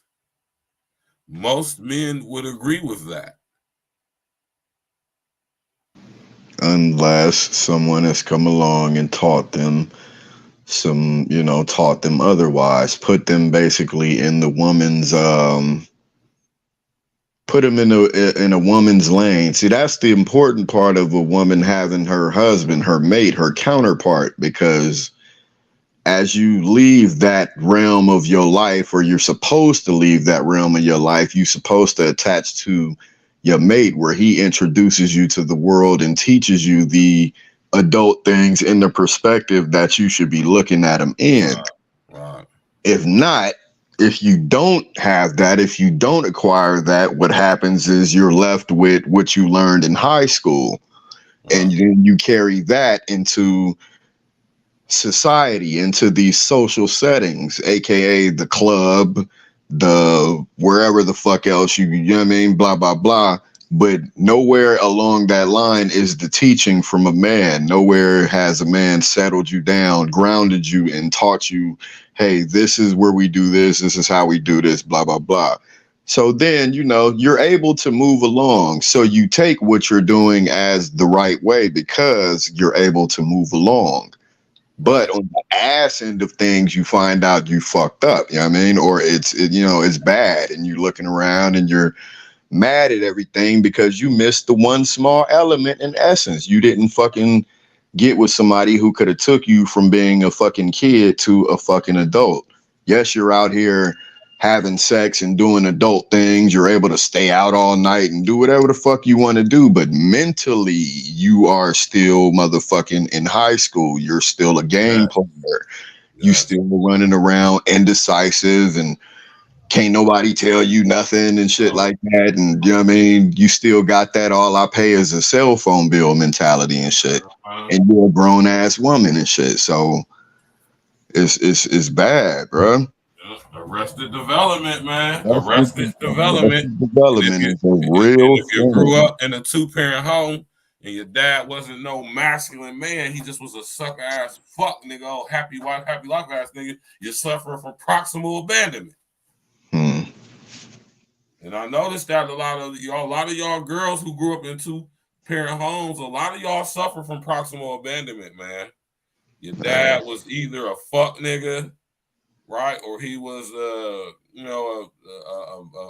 very masculine man who did what masculine men do, and you grew up disdainful towards your father because the way he treated your mom, and your mom probably was successful, submissive to your pops, washing his drawers on some love and basketball type shit, and you sit up there and have that conversation with your mama and disrespect her, much like how Sonale character did to Alfred Woodard when Alfred Woodard smacked her after she said, "With your iron his drawers." And remember that part, man? Y'all sit up there and had a conversation like that with your mom and shit. You know? Suffering from proximal abandonment. Grew up with both of your mom and your dad, and grew up with none of them. They done spoiled you and bought everything you need for you, but they ain't never tell you they love you. They ain't let you do a lot of things. They ain't let you go out and have fun and shit. You know, on top of not telling you that they love you. Not showing you that affection that you needed, you know. A lot of y'all suffer from proximal abandonment. Like I say all the time, man, like my nigga Red say all the time, just because these chicks grew up with their dad in their life don't mean their dad was a man. They dad, a lot of you chicks' dads were suckers. Yeah. For real. Oh, happy wife, happy life ass niggas. Niggas absolutely did not run the household. Niggas didn't really have a foresight to see and shit. Motherfuckers really, I really look at that time back then as really a clouded fucking time. Like niggas was really just trying to work and make money and, this is it. Let the broad do whatever she do, Meanwhile, the woman is getting all these luxuries and all of these special type of freedoms and say-sos and shit she's acquiring along the way. And it really just, it ended up in a clusterfuck of bad shit. You know what I mean? Just bad shit. Wow. Because the men really didn't have the foresight back then. Yes, they worked when they were there. Yes, they took care of family if they were there, both parents and shit like that. But them niggas really didn't know what to tell our, parents or, us or whoever generation, we gonna put this on and shit. But they didn't really have good foresight. I think men right now are just getting good foresight on shit. Like, okay, you shouldn't do this because this will have that type of ramification. I didn't hear a lot of those talks and shit from men when I was coming up. You know what I mean? Because niggas was indoctrinated to be suckers, man. Yeah, like it was just like, oh man, you get a job, you work hard, you raise a family and blah blah blah, which Yeah, is wife cool, and check. which is Fuck, core value. I would, man. Which is core value kind of at the same time, but them niggas really didn't, they didn't know how to elaborate on the shit. They didn't know how to paint a better picture of this is what it would be. This is what you could run into. They just was like, hey, this is what you do, and that's it. I think Mr. O said straight suckers, blow pop. You just straight up buster. We call you blow pop because you just straight up sucker. Yeah, that's y'all niggas, man. Happy wife, happy life ass niggas, man. Nigga really can't win for losing and shit, man. Society put a nigga in a position where he really can't win for losing. Nigga try to do the right shit, he a sucker. If the nigga bone out, he a bitch ass nigga, deadbeat and shit. So if a nigga decide he not gonna have kids and shit, he's like, oh, you a weirdo, something wrong with you. If a nigga have too many kids, it's like, nigga spend his whole motherfucking life bouncing around. That's why I said on last night's show, I don't worry about reputation and shit like that. I kind of just try to present myself, you know what I mean? Because you'll be caught up trying to, fuck all that, man. Motherfuckers don't know what they, fuck that shit. This your life, bro. Live it. Ladies, quit fucking with these little ass kids out here and shit. Leave the little boys alone, man. What is wrong with you? Leave them alone, man. Thick ass and shit. Looking at a 13-year-old, man. Like, go get therapy, man. Go get some therapy. Go sit in that Chase Lounge, man, and tell about them deepest, darkest secrets that your uncles and all them did to you back in the day, man. Get that shit off your chest, man. Relinquish yourself from them demons, man. You bringing that shit out here into society, bro. You just poisoning the next motherfucker with your shit. And I know you I know you selfish enough to do that, but try to not be so fucking selfish and go get some think fucking about the help. rest of humanity for a chance. It ain't all about you, man. Give a fuck about society, especially if you plan on putting some children out here in society and possibly leaving them behind one day. You know what I mean? Just the stupid shit you do that you act like it ain't. These are all ingredients not going in the same pot and shit. Like you create this whole fucking fucked up scenario and then wonder why it's fucked up later on down the line. Like it makes no sense, man. It makes no sense. It's retarded, man. It's really serious. Have foresight. Ladies need some foresight too, man. Yeah, and that's why y'all need us men, because us men, we have the foresight, we have the critical thinking, we have the deductive reasoning, we do the process of elimination, man. We don't just sit up here and just act off of our emotions. I go back to what I say, right? Let's go back to what I say about us men. We cannot allow ourselves to become emotional. No, hell no. We cannot afford to allow ourselves to become emotional, because when you become emotional, you're thinking from your emotions and your feelings. And think about every time you made a decision in your life based off of how you feel as a man, and think about what happened as a result. You might not even be here to think about it. Your ass might be in the grave somewhere, motherfucking sleep. That's my whole point. Let me just tell you this: me thinking like that landed me in prison 3 times. So as men, we cannot allow ourselves to become emotional. We can identify our emotions. We can even express our emotions in a healthy and respectful and responsible way. But to become emotional, as in our thoughts are guided by our emotions and we make decisions based off of how we feel, a man can't make decisions based off of how he feels. All right. And I don't think a lot of y'all get that, specifically y'all chicks, because y'all be expecting for men to act outside of their nature. All right. See, men, we don't expect y'all to act outside of y'all nature. We actually expect y'all to act well within y'all's nature. All right. So just think about that, man. Think about that when y'all coming across these young boys, instead of grooming. Hey, just like it's dudes that groom young chicks, it's chicks that groom young dudes. You know, that's the full definition of a hyena society. basically y'all are eating the young, literally. You know what I mean? Which is sick, subconscious, sadistic thought of becoming a man. This is penis envy at high levels, man. Right. This is the Baphomet agenda. This is demonic. It really is, bro. I mean, it's really demonic at the end of the day when you think about it, man. If you cut all the jokes and just get down to what it is, it's demonic, man. It's very demonic. You know what I'm talking about? So with that being said, my nigga Uncle Diggity, I know you're going to tap in tomorrow. You already know what it is. Friday night, E&E Friday night wrap up. Me and my brother King Els, we're going to be at E&E Studios over there at Els Crib. We're going to get it in. Jeezy going to be in the city on Saturday. Thinking I'm going to tap in and walk with that and go show my brother Jeezy some support. Plus my homies and his people just bringing Jeezy out. They're the ones that bringing him to the club and all that stuff. So, you know what I mean? I might give me a little VIP action. I'm going to see if I can give me an interview with this nigga Jeezy. You know, so all that stuff. I got a homegirl that live in Cleveland and shit. That nigga, he was just out there. She posted some footage. She went to the concert to that nigga. Yeah. So he gonna be here on Saturday. Yeah. I'm gonna go up to the show. I'm gonna see if I can give me an interview and all that stuff. Holler at my nigga Day. Like, listen, I'm trying to get backstage. Yeah, I'm gonna see if I'm gonna make that happen, man. So y'all enjoy y'all evening. Tap in with us tomorrow. You know what I'm saying? We're gonna close the show out tonight with this is one of my favorite songs by our brethren, Nike Boy Zeke. What y'all know about Nike Boy Zeke, man?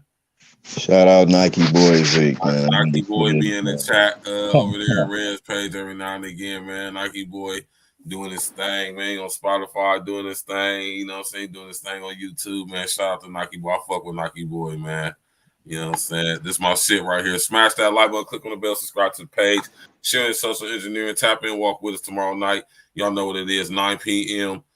Eastern Standard Time, Friday night wrap up. Me and my brother King Els, we going in E&E Friday night wrap up where we're going to be discussing this week's trending topics, current events, and all while listening to classic and up and date and even exclusive that I ain't never probably heard E&E tracks. Tap in, walk with us, man. You know what I'm saying? Shout out to my brother Uncle Diggity. Shout out to the homie Nike Boy Zeke. You know what I'm saying? We're going to ride out to this song right here, man. Oh. Shout out Young Cam for coming up, man. Yeah, shout out to Young Cam, that boy, for coming up on the panel tonight, man. The young brethren, the young bull. Yes, sir. 10 freaky hoes in my Airbnb. Okay. 10 freaky hoes in my Airbnb. 10 freaky hoes in my Airbnb. Okay. She just popped a molly, now she rubbing on me. 10 freaky hoes in my Airbnb. Okay. 10 freaky hoes in my Airbnb. 10 freaky hoes in my Airbnb. Okay. She just popped a perky, now she rubbing on me. 10 freaky hoes in my Airbnb. Okay. Butt booty naked and they smoking good weed. Wanna fuck with the gang cause they know we from the street. Gotta fuck you T if you wanna fuck me. I take a little bitch and I dig the bitch down. And after I fuck her, I pass her around. Her ass not so fat, but I want me some throat. Put that little bitch in the yoke. If you so dick, better slurp it. My dick won't go down, I'm on Perkins. Give me the neck like a turkey. Keep rubbers, I can't catch the herpes. 10 freaky hoes in my Airbnb. 10 freaky hoes in my Airbnb. 10 freaky hoes in my Airbnb. Okay. She just popped a molly, now she rubbing on me. 10 freaky hoes in my Airbnb. Okay. 10 freaky hoes in my Airbnb. 10 freaky hoes in my Airbnb. Okay. She just popped a perky, now she rubbing on me. Okay. I put the bitch out of Blaze. I put the bitch out of Onyx. I put the bitch in the lure. Young nigga getting some money. I'm fucking little bitches in college. Like a nigga run the ball. All I do is straight ball. Your bitch is sucking on my balls. For the bitch one time, cause she didn't have wall. I ain't wanna hurt the little bitch feelings, so I blocked the bitch call. If you love me, let me fuck your friend. You a 9, but your friend a 10. She on my dick when she saw the Benz. Now she sliding in my DM. 10 freaky hoes in my Airbnb. 10 freaky hoes in my Airbnb. 10 freaky hoes in my Airbnb. Okay. She just popped a molly, now she rubbing on me. 10 freaky hoes in my Airbnb. Okay. 10 freaky hoes in my Airbnb. 10 freaky hoes in my Airbnb. Okay. She just popped a perk and now she rubbing on me. Okay.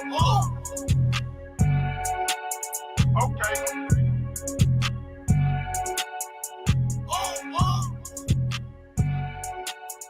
Okay.